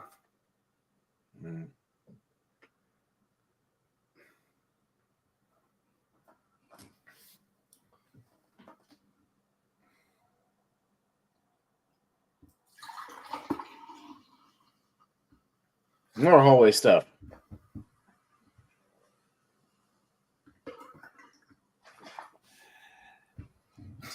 By the way, this is up there with some of the most OP4 stuff that we see in Star Wars.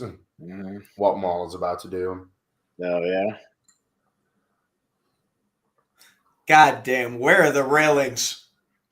I swear. I just want a railing. That's what I mean. Look at that, walkway. Come on.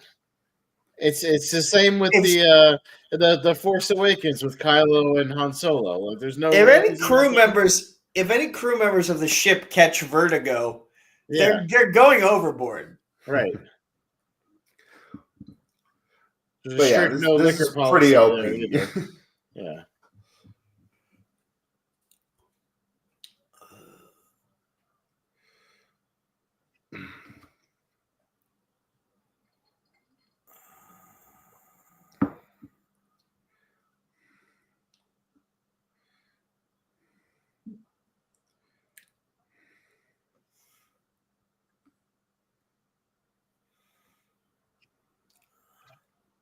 Oh, that is a shot.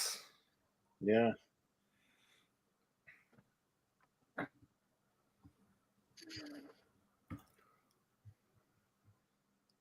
That's no moon. It's a space station.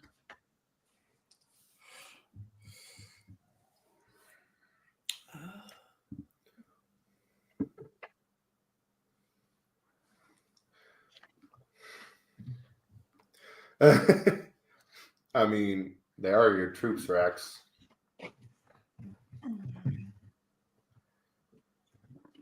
Maul happened to the ship.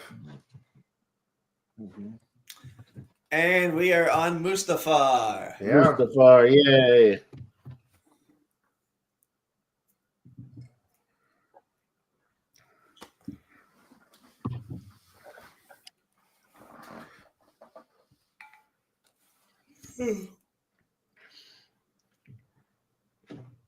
So what exactly are they collecting? We're just collecting lava? Like, what are we doing? Are we mining Actually, something under the lava? Mustafar is a mining planet, apparently. That's what I mean. What are they mining? I don't know. I'll look it up. Let's I ask think AI. By the way, I think it's fuel, some kind of fuel. What do they mine on Mustafar? I'm sure somebody in some Wikipedia has got it. Rare heavy elements. What's this? I mean, it literally says lava mining. Yeah. I mean, I don't know.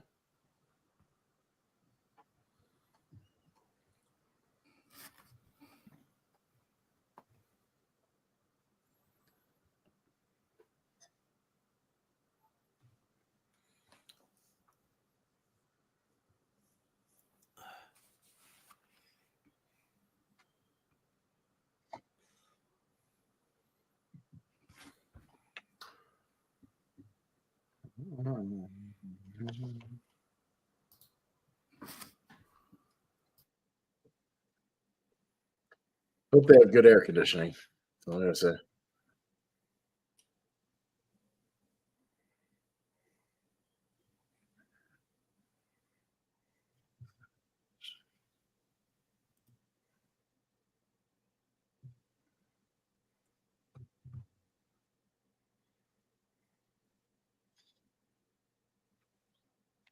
Stay here while I go murder some fools.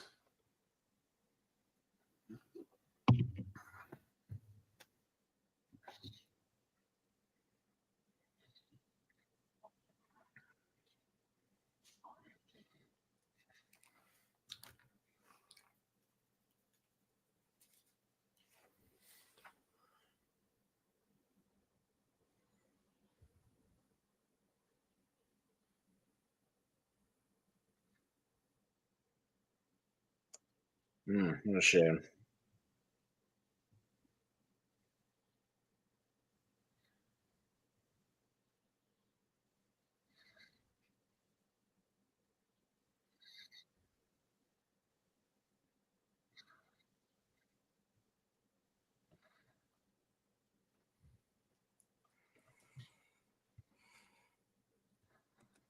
This is how democracy dies with thunderous applause.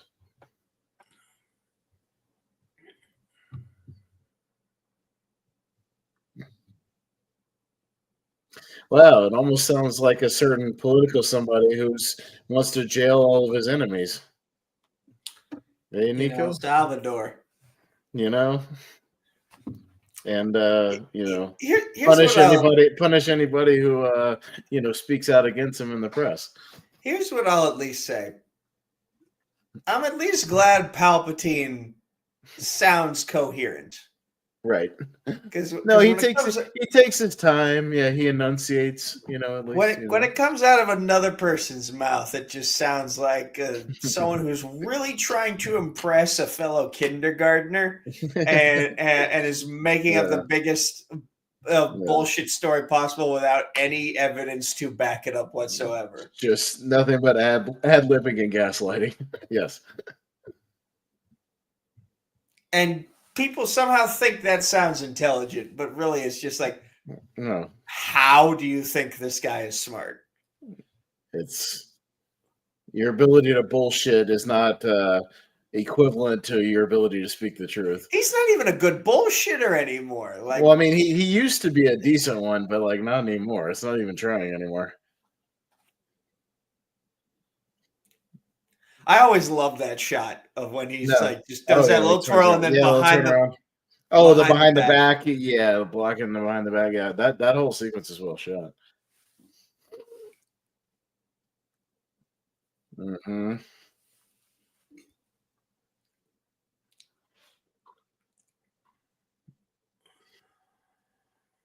For safety, of course, right? Then nothing's secure about it. Yeah. Nothing safe or secure. Mm-hmm. Thunderous applause. Lord Vader.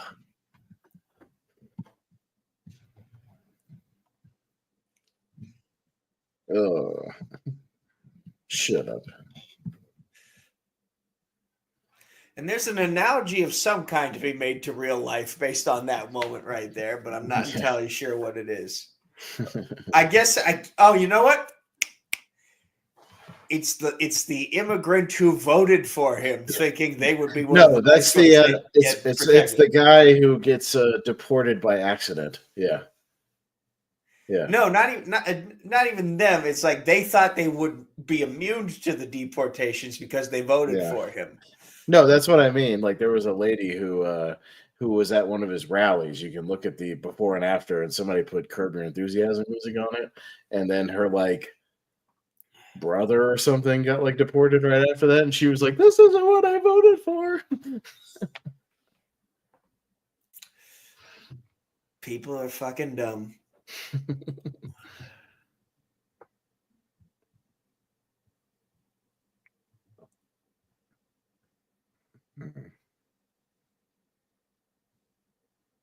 You know, the Jedi can learn a lot from surveillance footage, but maybe they just don't look at it very often, Nico. Yeah. Yeah, you might have missed a few things here and there. Here's what I know for sure. Daisy Ridley's movie. We know that Rey is a smart character who has definitely done her homework. She has literally all the textbooks. Yeah. And she has a million ghosts at her side to tell her what not to do. Mm. So if anyone can do the Jedi thing the right way, it's her. Maybe. But again, it's like they failed at this twice before, so she now has to rebuild the galaxy's trust. Listen, And third time's a charm, you know? We'll get it right the third time. That's another real life thing that movie's going to mirror when it comes out. Yeah.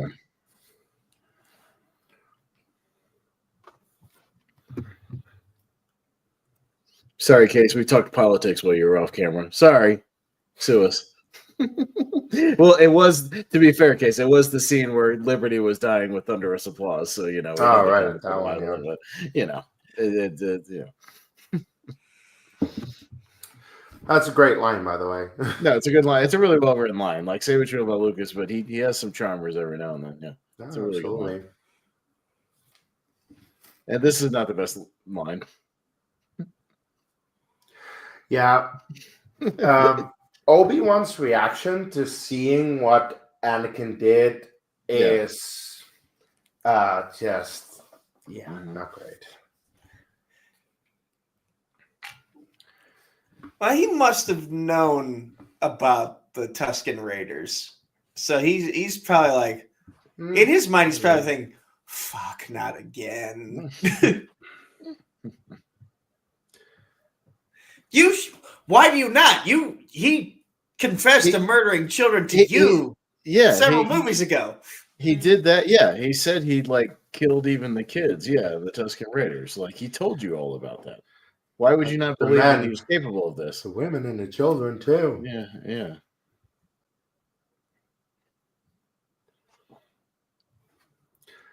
He wasn't already? Anyway, if you're just joining us for this special 20th anniversary watch along for Revenge of the Sith. We are watching a special version of this movie where I edited together Revenge of the Sith with the Clone Wars final arc. If you don't have a version, there's a link in the description where you can get it. Queue it up. We are currently at 2 hours 54 minutes exactly. We're almost there. Home stretch, Nico. Home stretch. We're almost there. By the way, this is what I love about being born on this week. Like my 30th birthday is on Tuesday, and it's like there's always something Star Wars or Marvel to reward me for getting older around this time. Like I saw Thunderbolts today, and now here we are watching the 20th anniversary. I feel like the old part of the group. Jesus, turning 40 next year. God damn. So, Nico, you were born on Revenge of the Sixth. I was. Nice. Very nice.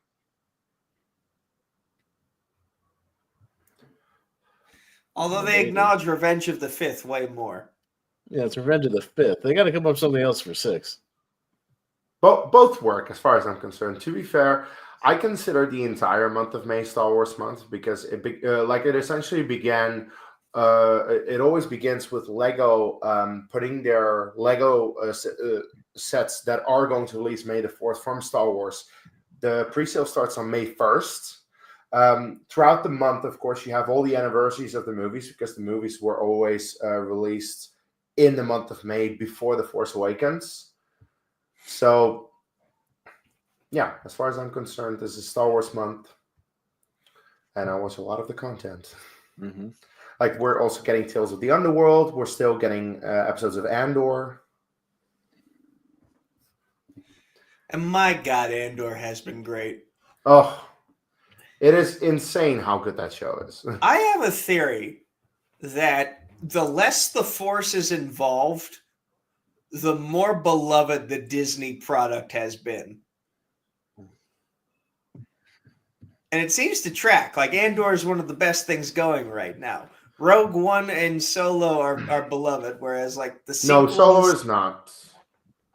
All due respect, Solo is not. No. Rogue One is. Rogue One is. Rogue One seems to be the most universally loved movie out of the new ones they've released.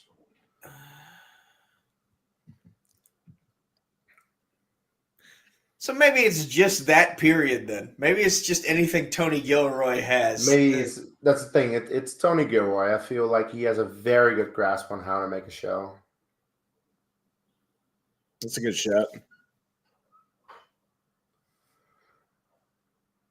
We got it out of here. Once again, the score is insane. Like Kevin Kiner, you did John Williams proud. Mm-hmm.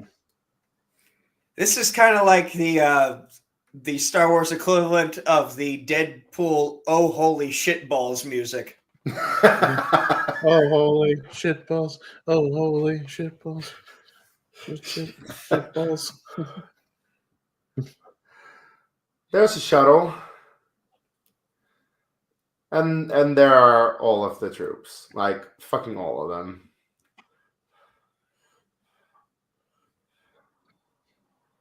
Yeah.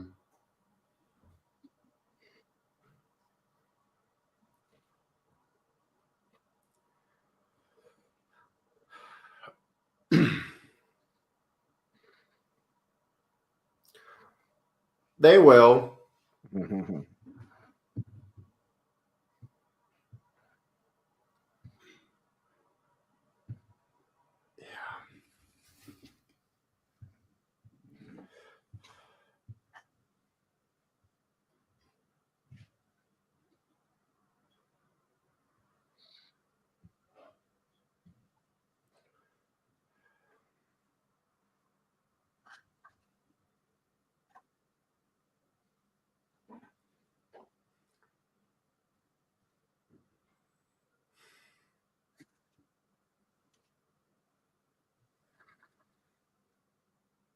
Did I see a tear there?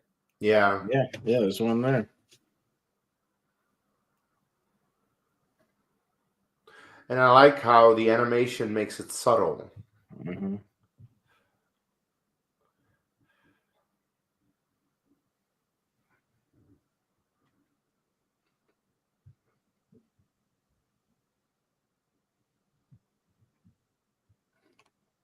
No.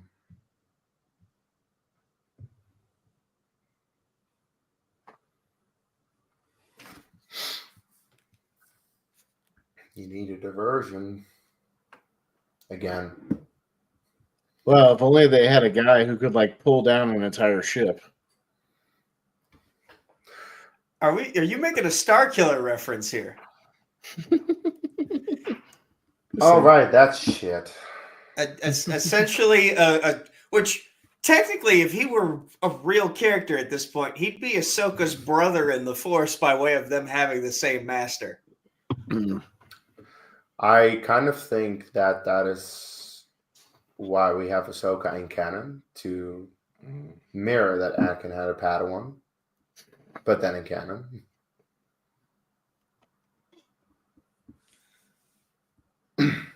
Peace and justice to the galaxy. I think you're confusing peace with quiet. Mm-hmm. I don't know where that quote is from, but I'll look it up. Confusing peace with quiet. Yeah. Mm.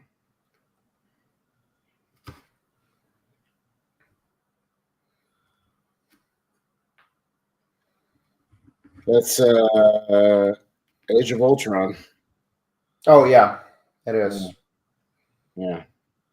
Well, but there's also a very good conversation in The Mandalorian at some point with Bill Burr's character, where he's talking to his former Imperial officer, and like the Imperial officer is saying, now that we have the New Republic, there is no order. You need order. And there's an argument to be made that you do need it. There's an argument to be made that you don't need it. But the thing is that if there is a ruling body, it's always very difficult to keep everything in check. And the way that the Empire ruled with an iron fist, which is why they felt like a dictatorship, because they did everything exactly the way that they wanted everywhere in the entire galaxy. The New Republic wants to let that go a little bit, but because of that, there are like pirates and skirmishes everywhere in local systems, because the New Republic doesn't have a proper grip on everything. So the question then becomes, what really do people need and want in a galaxy this big? Which, as Loki would say, you crave subjugation. Yeah. You were made to be ruled. Oh, some people are. Yeah. Okay. This is where the cringy dialogue. Yeah, some of the cringier stuff happens here, and the performances kind of fall apart a little bit too. And also, for the people who think certain things don't believe in Star Wars, get ready for a dose of domestic violence. Yeah. I love the meme when he's choking her and she's like, "Hearty daddy," and he's like, "Wait, what?" That one of my personal favorites. It's a good thing. Never mind. The 4 or 5 Nico, piece meme. We're adults here. Say what you want to say. Nah, it's not important, and it's not embarrassing either. It's just something that doesn't need to be said out loud. You've built it up too much. You need to say it now. Okay. At this moment in time, there's nobody actually watching the stream. So I was about to say, it's a good thing no one's watching the stream, so I don't have to worry about that getting back to me at any point. You'll just hear about it down the line. I was trying to protect the integrity of this channel. This channel has no integrity. You're breaking my heart.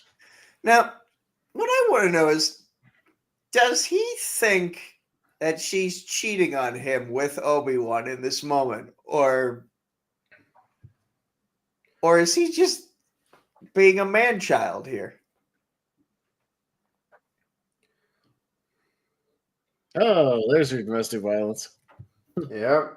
Just not physically with the hands. Telekinetic domestic violence is still domestic violence. Yes, that's right.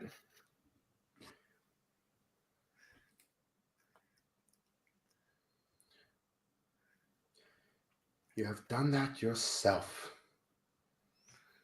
But I'll tell you one thing though about Hayden. Like the performance can be wonky sometimes, but he's got great eyes. Great eyes. Oh, he has good expressions. Yeah, he does have evil eyes and a good. That's the evil thing. Like face. I chalk the bad stuff that we have from Anakin up to bad writing, not his performance. He does his best with what is given to him. Right. It's just what's given to him is not the best.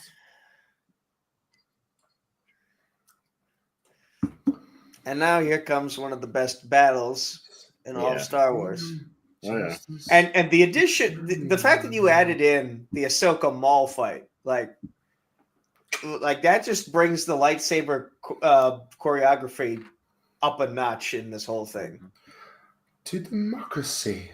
Democracy. Not with me. Then you're my enemy.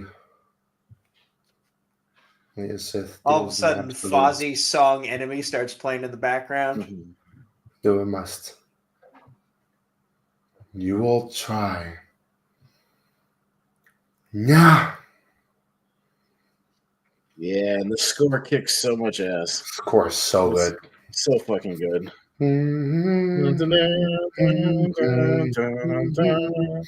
Have you guys seen the orchestral performance where they perform the orchestra and then the two guys come out and do the recreation?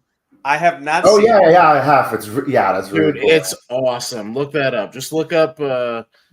I love it when he does that. I love it when he just puts those royal guards to shame and is just like, be gone. Nico, Nico, Facebook Messenger, I'm going to send you the video. It's amazing. There's an orchestra that starts playing the score, for the scene, and then two guys come out from the sides and they recreate it beat for beat, like not like the entire 10-minute thing or whatever, but like the sequence just around the first part of it. But it's they even do the whole spinning the sabers part and everything. It's great. But by the way, to quote Age of Ultron yet again, you didn't see that coming. He slowly raised his hands and he shoots and then okay, fine. Yeah, there's a lot of moments in this movie of just really credible people being super asleep at the wheel. Yeah.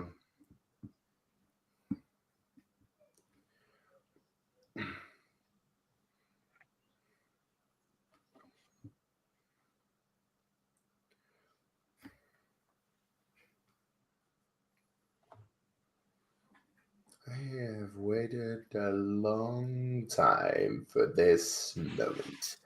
My little. Well, I'm posting it in our little mini group, Nico, so you can find it. But it's great. The actual YouTube video, it's fantastic. It's only It's only 5 minutes. It's worth your time for later. Trust me. It's great.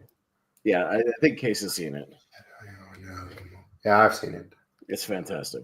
Anything to say about it? I have. Oh. That face he makes as he's about to get thrown backward is hilarious. Yeah. And not short enough it was.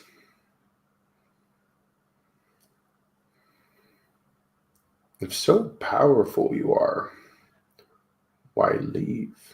Actually, also really like this one. Essentially, most powerful Jedi versus most powerful Sith. Mm-hmm. The new apprentice misplaced, maybe, as is your faith in the dark side of the Force.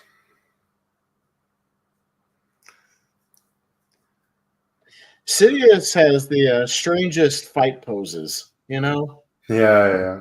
Like pre-fight, fighting stance, like in the Karate Kid. Here's what I'll say, and there's a reason why the newer video games didn't really give him a lightsaber. Yeah. It's because Sidious himself doesn't really seem like a guy who likes to use a lightsaber.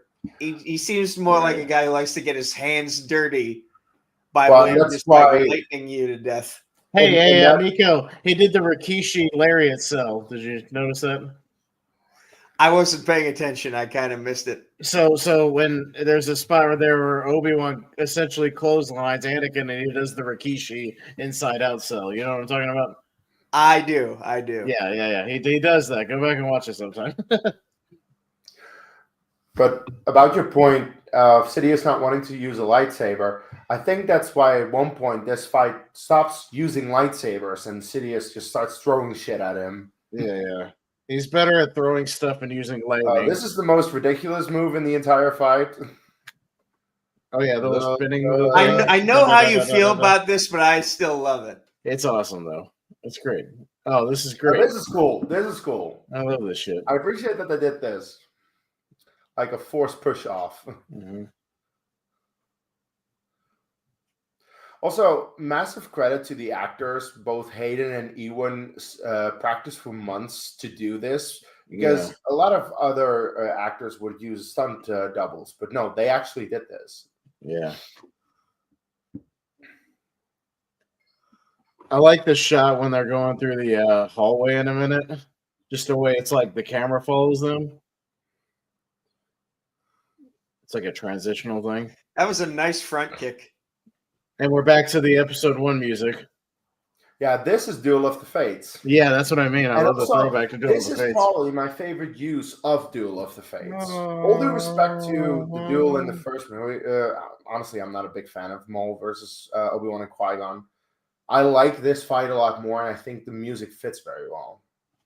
Yeah. Because it's like an evil dude doing evil shit, you know? Like, Yeah. and it's a real battle. And the speeding up of the music as he's spinning the thing, it kind of matches, you know?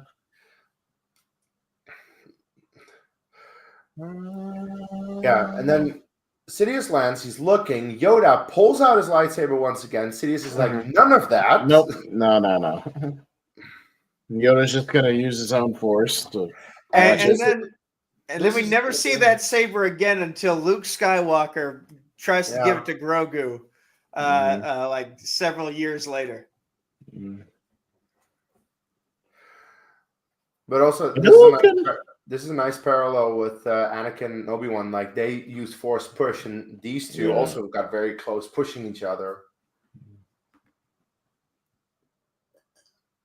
It's like poetry, so that they rhyme.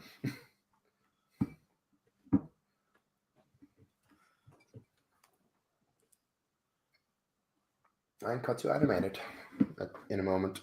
Yeah, there we go. Oh yeah, this is still going on. Yeah, this is also still going on. Yeah. Oh yeah, you need the resolution of how they get out of this. That's right.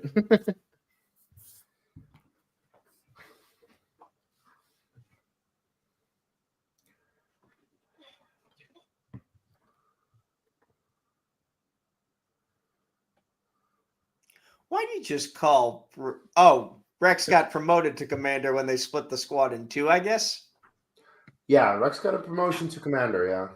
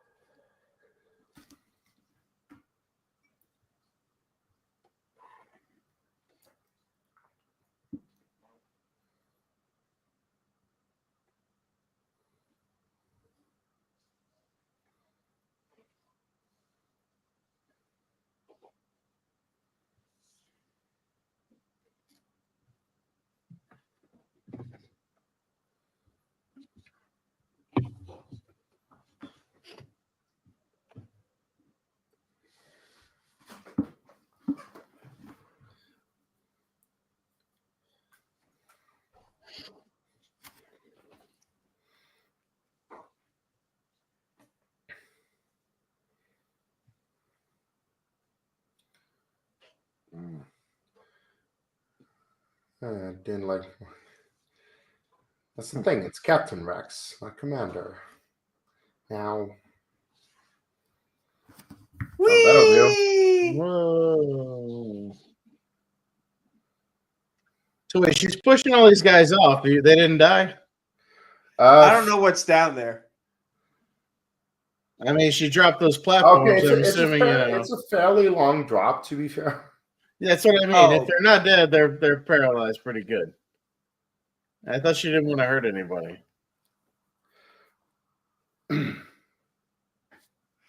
Figures Maul is about to take the ship. No. Yeah.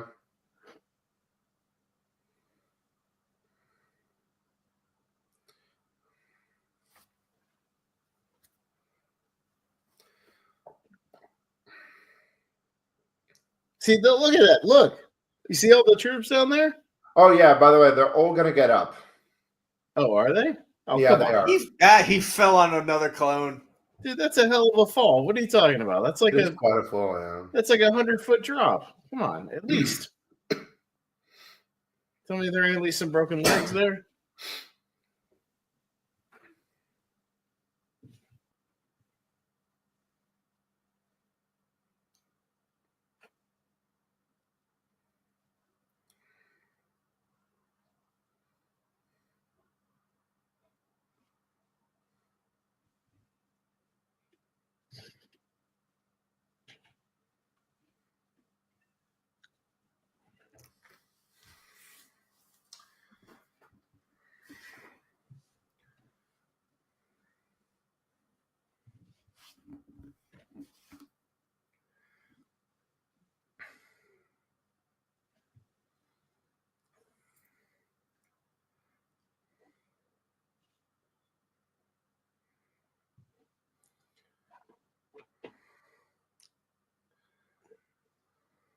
Oh.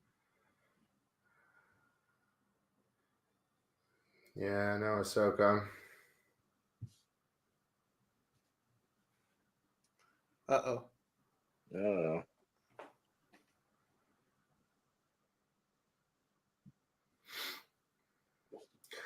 And if you want to see what happens to Maul next, tune into Maul Shadow or whenever it comes out. Next year. Yeah. Mm. So are you saying like a 6-year cliffhanger? Is that what you're talking about? Yeah, it will have been 6 years by that point.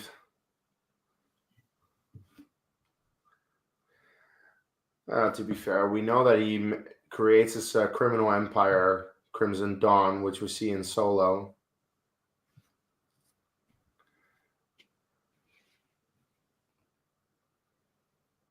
Now back to this. Now, correct me if I'm wrong, but doesn't the new game Zero Company also sort of take place like right before the events of this movie? I'm not sure. It could be. I haven't really looked into the game. I mean, I'm yet to even play Outlaws. It's basically going to be like the Star Wars Baldur's Gate 3. All right.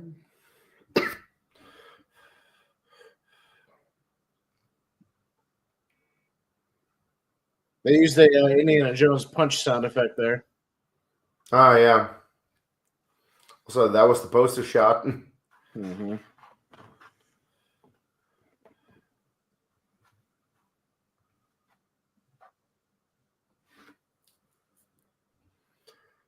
His body's, then he's not dead. W such. Meh. Prepare my shuttle for immediate takeoff. Since Lord Vader is in danger. Yeah, he's about to become barbecue.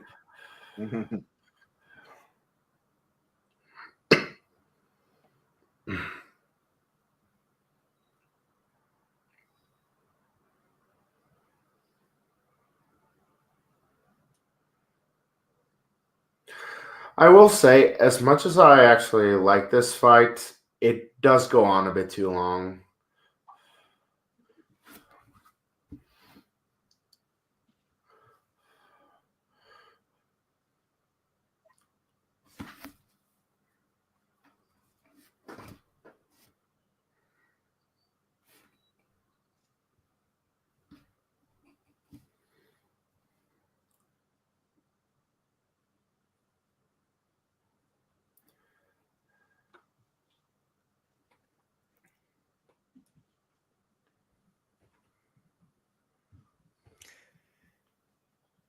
Oh, that looks familiar.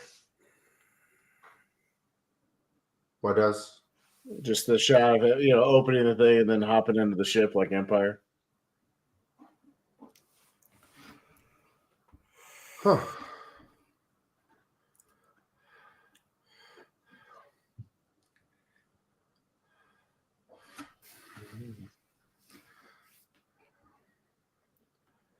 Nah.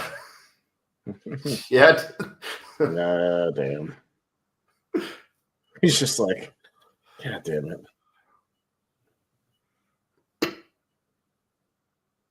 You gotta go the other way.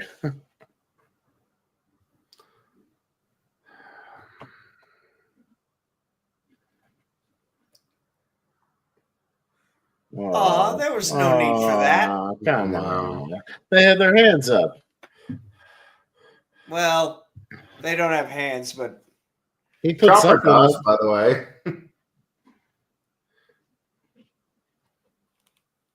There's a Y-wing.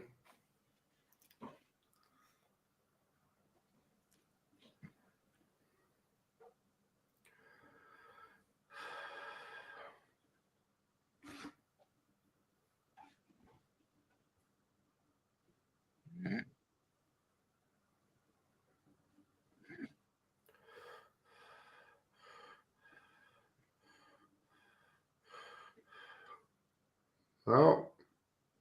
Mm.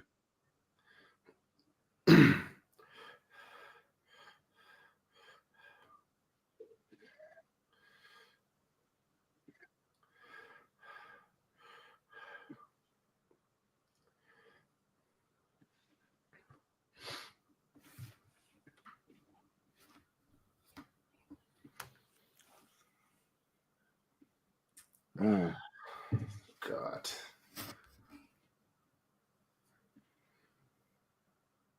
And just like the opening scene of Revenge of the Sith. Yeah.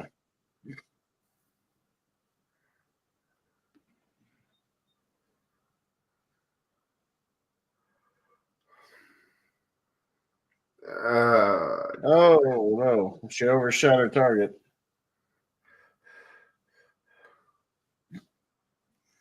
oh God.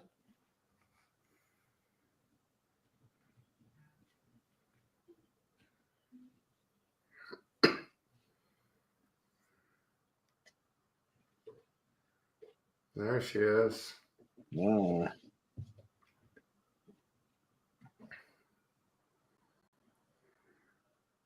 Yeah. Whoa. There she is.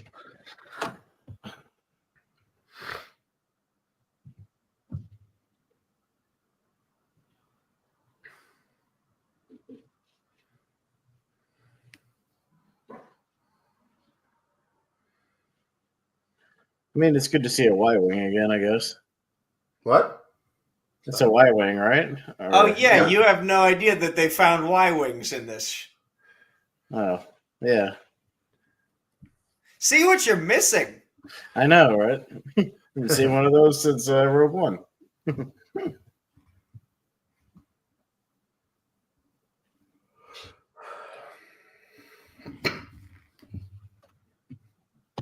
Switch to targeting computer.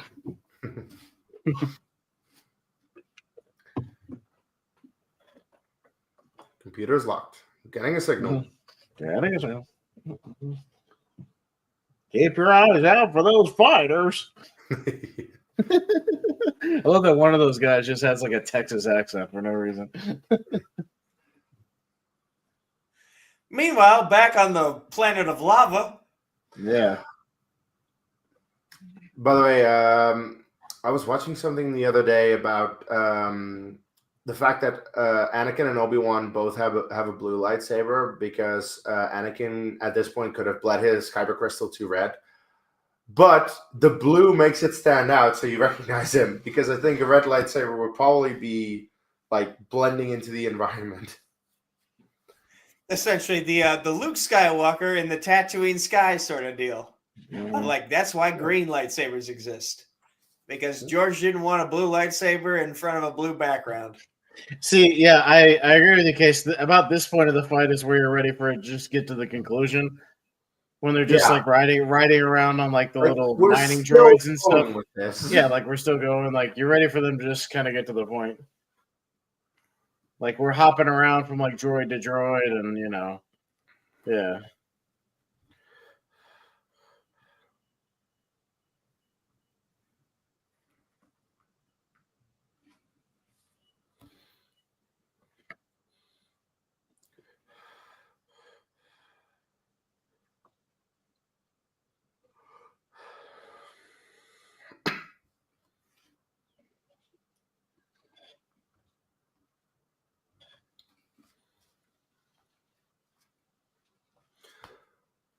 I have failed you, Anakin. I I failed have you. failed you. I should have known the Jedi were planning to take over. Anakin, Chancellor Palpatine is evil. From my point of view, the Jedi are evil. They are lost. This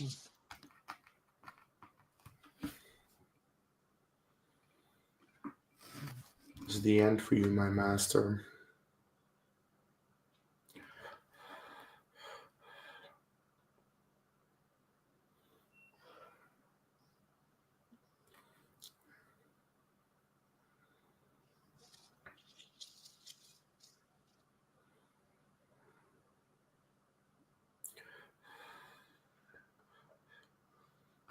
And again, the memes. Yes. Anakin, I have the high ground. You underestimate my power. Power. Don't try it. No. Yeah. All right, we're done here. Dun, dun, dun, dun.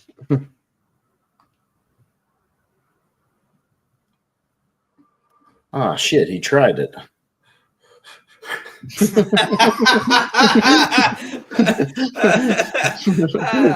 What? He said don't try it. You try it. That pops me. That pops me. Well, hey, it's like Yoda said, do or do not, there is no try. Oh, yeah.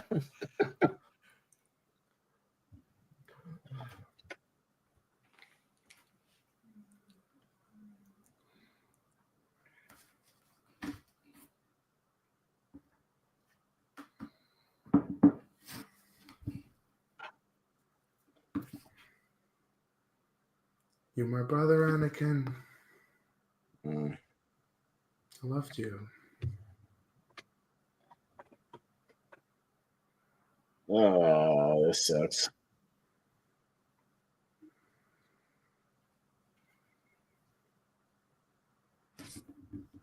Regular or extra crispy? Damn. His hair singed really quickly. Yeah, Yeah. he must have had some kind of hair gel in there that a little heavy on the chemicals. I mean, hairspray is flammable. We've seen that in movies, where they do the old lighter in the hairspray trick, Yeah. So maybe it was that. This is the thing I hate the most, of this whole will to live bullshit. I mean, here's the thing. You can die of a broken heart, which is essentially what happened to Stan Lee. At least almost it happened to Stan Lee. Maybe that combined the fact that he was 96 years old. Let's not forget that part, but okay. Yeah. And Carrie Fisher's mom. Yeah, I hadn't thought of that. I hadn't thought about that. Which She part? literally died 2 days after Carrie Fisher. I thought it was one day. Or maybe one day. I mean, there are those situations where you've heard about like the old couple and like one dies and then like the other half of the grandparents dies like the next day. Yeah.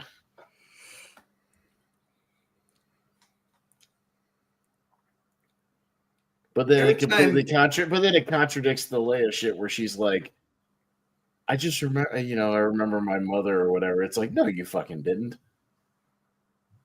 Oh, yeah. Yeah. They definitely Pictures, images, really, bullshit. Yeah. She was dead when you came out. Like, what are you talking about? Like, or just about dead. This music in particular It's really good.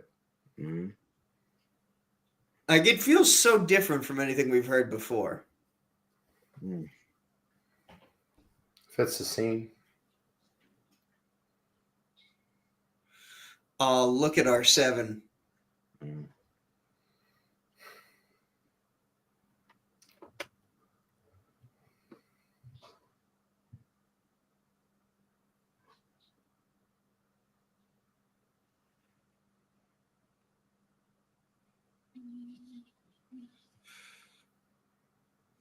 It's a great shot.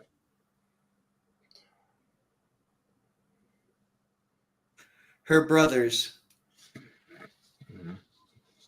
Yeah, and they decided to bury them. Mm. That probably took some time. Mm-hmm.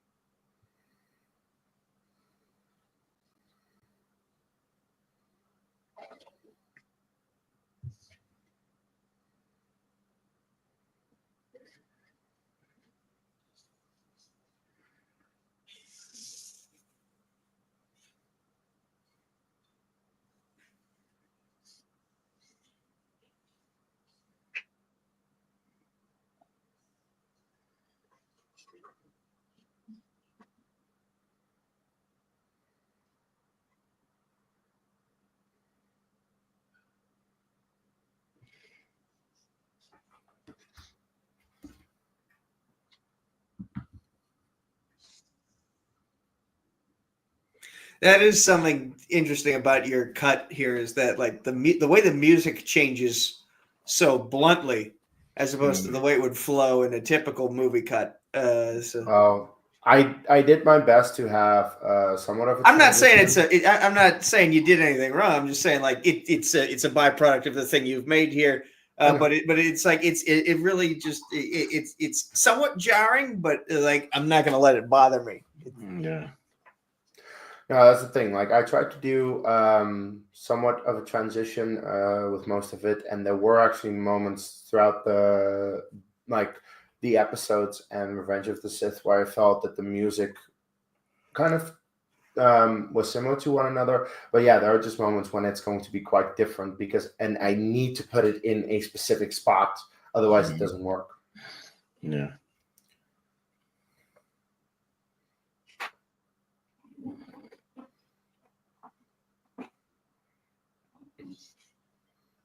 Paulus Massa, everyone's favorite level in the 2005 Battlefront 2 game. Battlefront 2 2005 is amazing. And I'm going to do a playthrough of that very soon on this channel in honor of the 20th anniversary of that game. You got the remastered version, I take it? I think so. I'm not sure. But This looks like the moon base from 2001 when they were digging up the moon. Yeah, a little bit, yeah. Yeah.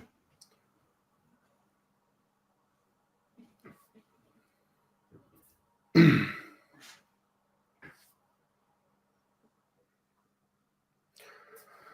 like the music here in this scene too, as they're bringing him in.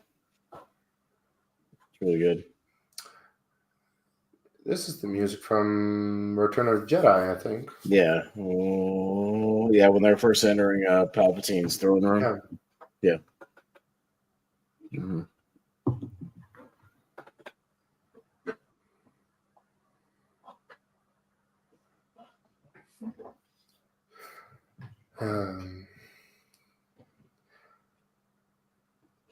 And in my personal opinion, I think like it was a fan theory, it's been debunked, but the fan theory is better than the actual thing, where people theorized that Sidious was draining Padme's life force to fuel Anakin to make sure that he survived the procedure. It's a good theory. It's been debunked, and I'm like, how would that it would have been better than dying of a broken heart. Yeah, and almost also, anything. Wouldn't she have had to have been in the room for it to have worked that way? Hey, the Force is still a mystery. Also, this is the easiest giving of birth ever. Oh yeah, she barely has any pain or like nothing. Wait, Yeah. Oh, here comes another one. Yeah, like how are you dying if you can give birth this easily? Yeah, I'm gonna give birth and then I'm just gonna die because this is nope. how By the way, this birth might be premature if we think about it. But also, they said she's losing the will to live. You wouldn't want the will to live to be a mother to your kids that are just born right in front of you and have that connection, you know?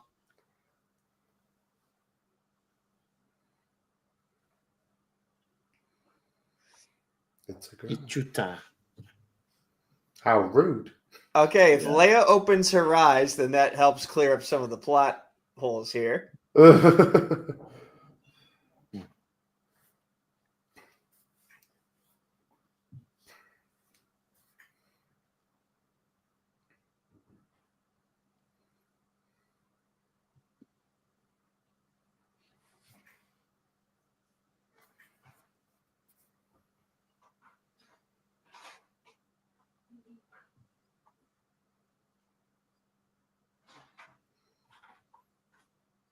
That's a great cut, though. Yeah. Just the slight pause before the breathing, just ever so slight.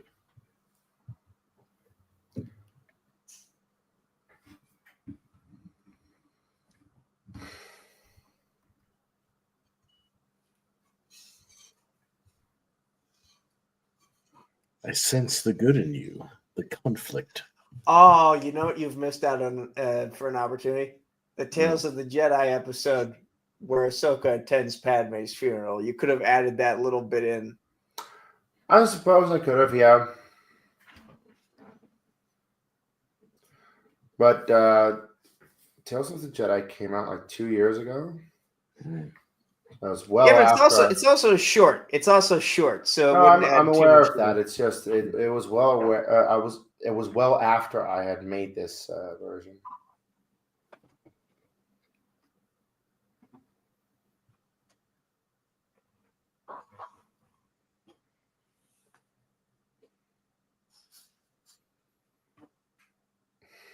And cue James Earl Jones.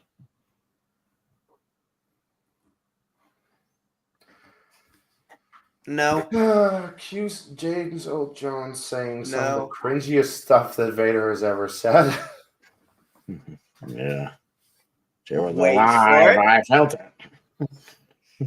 My favorite line from Darth Vader is still in The Force Unleashed where he says, "I lied." No, I like the choke on your aspirations from Rogue One, Nico. That's a fun one.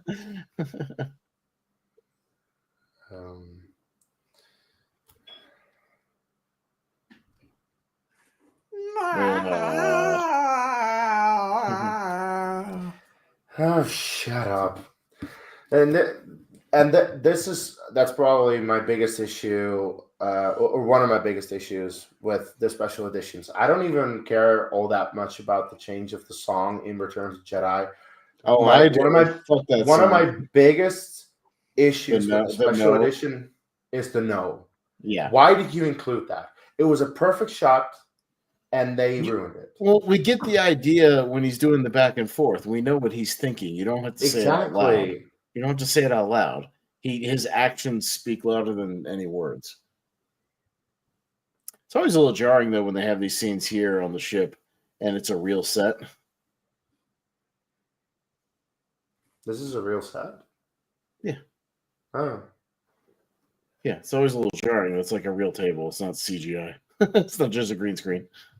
You can see the reflection and everything in the. That's what I'm saying. This is like it's always a little jarring when they're on this set and it's real, as opposed to just some green screen soundstage. It's almost like real sets are cool.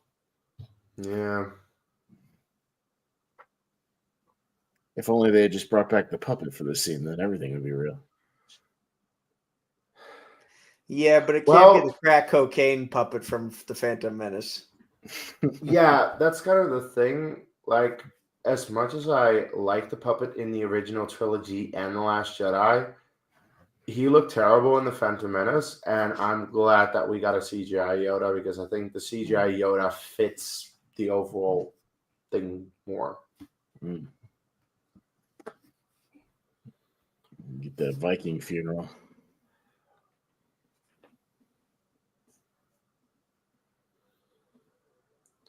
It would be tricky to include the Ahsoka stuff here. Now that I think about it. It was just a suggestion. No, I get it. It's just also thinking about, because right after the scene, it cuts to the planet and Vader. Does it really take 4 horses to pull a levitating casket? Yes. Okay. Don't question it. That heavy when it's floating.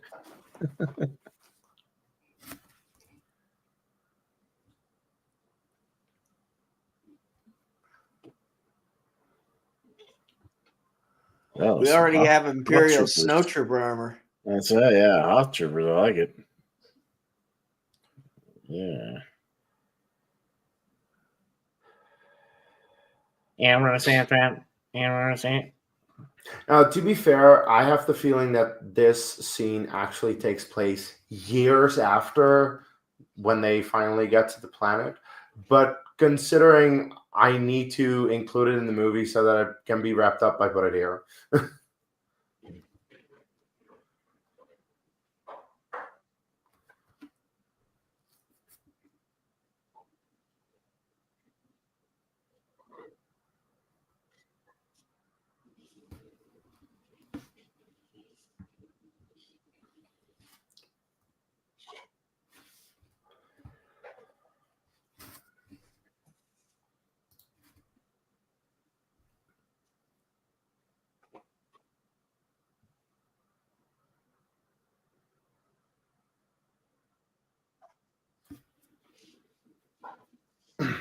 No more.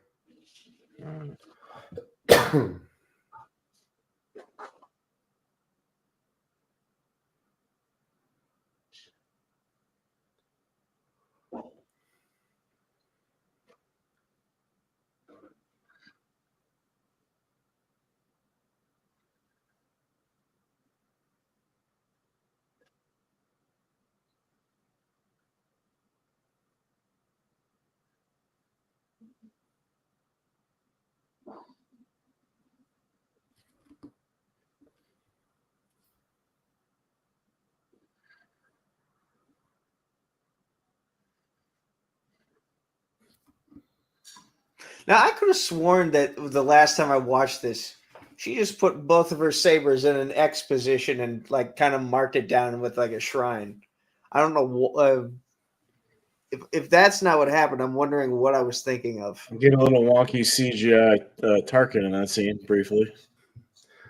That's not CGI. That's how the actor looks. Oh well, That's essentially like just it looks like Tarkin from Temu or something. Yeah, I know. Dinosaur Tarkin. Or like, don't worry, we have Tarkin at home. Tarkin at home. Yeah, that's right. Alderaan.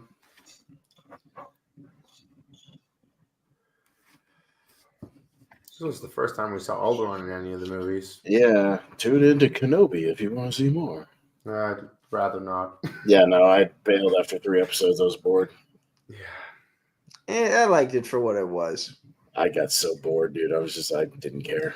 Look, It was the COVID era. They had some nutrition. Listen, Nico, I bailed, and then I just watched the like Obi-Wan Vader fights and shit on YouTube. You know what I mean? Just watched the good shit, and I was good. Like, I understand that there are some fans out there that really wanted that Kenobi show. I didn't. I gave it a try. I watched all of it. I didn't care for it, and I'm just not gonna return to it. Get our Joel Edgerton here too. Yeah. I mean, it's at least cool they brought like him back to keep the continuity for the show. Yeah. Because he really hadn't aged that much. It's the same. Why is he constantly holding his beard in his hand? Like, Did why you- is he constantly scratch- covering his mouth? Just gotta scratch it.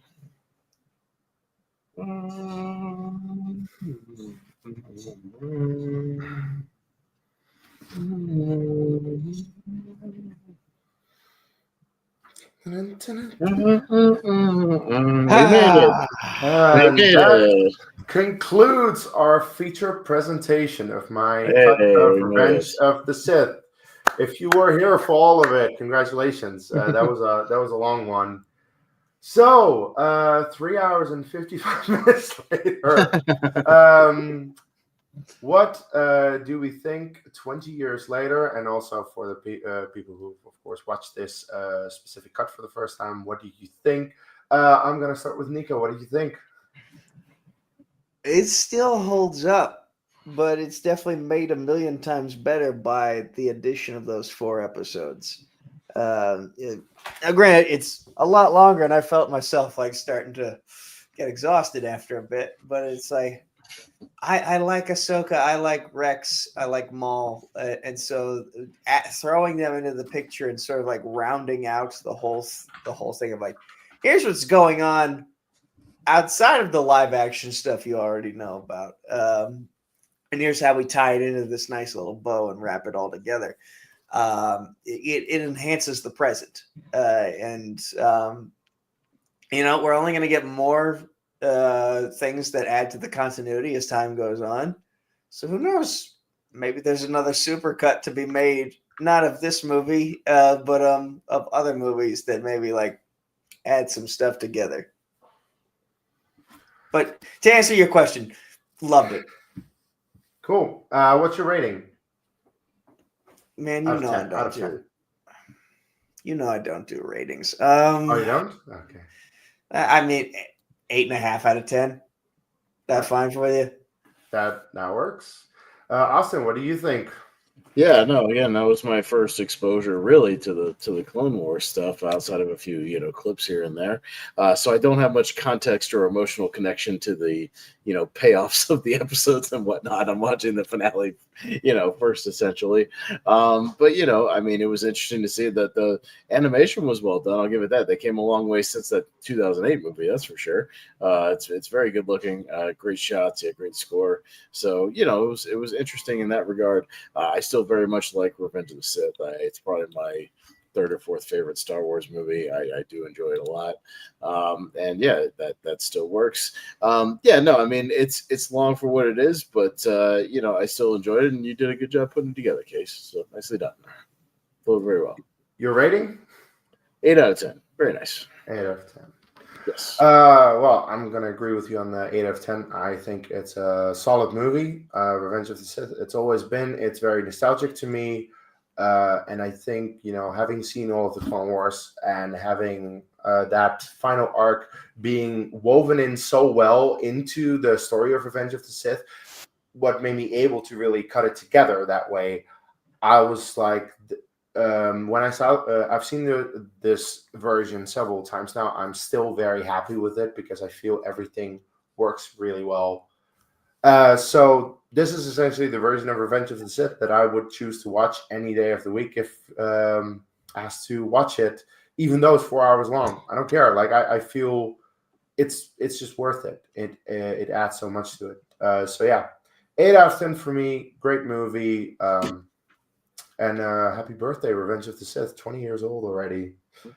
So with that said, we're gonna go to plugs. So Nico, where can people find you? At this moment, I only care to be found on my Instagram at Nico Suave Regoli, NicoSuaveRegoli. Someday I'll create a Blue Sky account. I don't know how I feel about Facebook right now, and fuck Twitter, even though I still have my account there. And eventually I'll start doing Twitch stuff again, but you don't need to know my account for right now for that, because I'm doing nothing there. All right. Well, thank you for being on, and I'll see you another time. Austin, where can people find you? Yeah, mostly over on the Movie Hero Network. We do all kinds of stuff over there. Tournament fights, tier ranker fights, wheel of movies, seen and heard trivia, recast, all kinds of good stuff over there. We also have a Facebook group called the Movie Hero Network Facebook group, which you can find a lot of people plugging their stuff in there. I do watch-alongs as well over on And I Quote. That's Ryan Purvis' channel. But the reason I'm over here is because, as Case knows, he refused to do an episode 3 watch-along over there. So that's why we're over here. That son of a bitch. yeah, I've got that and the Lonely Marks Wrestling Podcast, which has its own channel called the Lonely Marks Wrestling Podcast, where me and a couple of buddies of mine talk wrestling once a week, Thursday nights at 10 o'clock. So that's mostly where you can find me.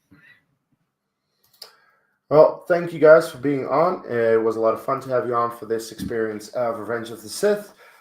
For me, well, you're here on my channel, I assume. This is where I post most of my stuff. I do also work on, and I quote with Ryan, where I actually was on yesterday for a special May the 4th podcast that I did with him. Check that out.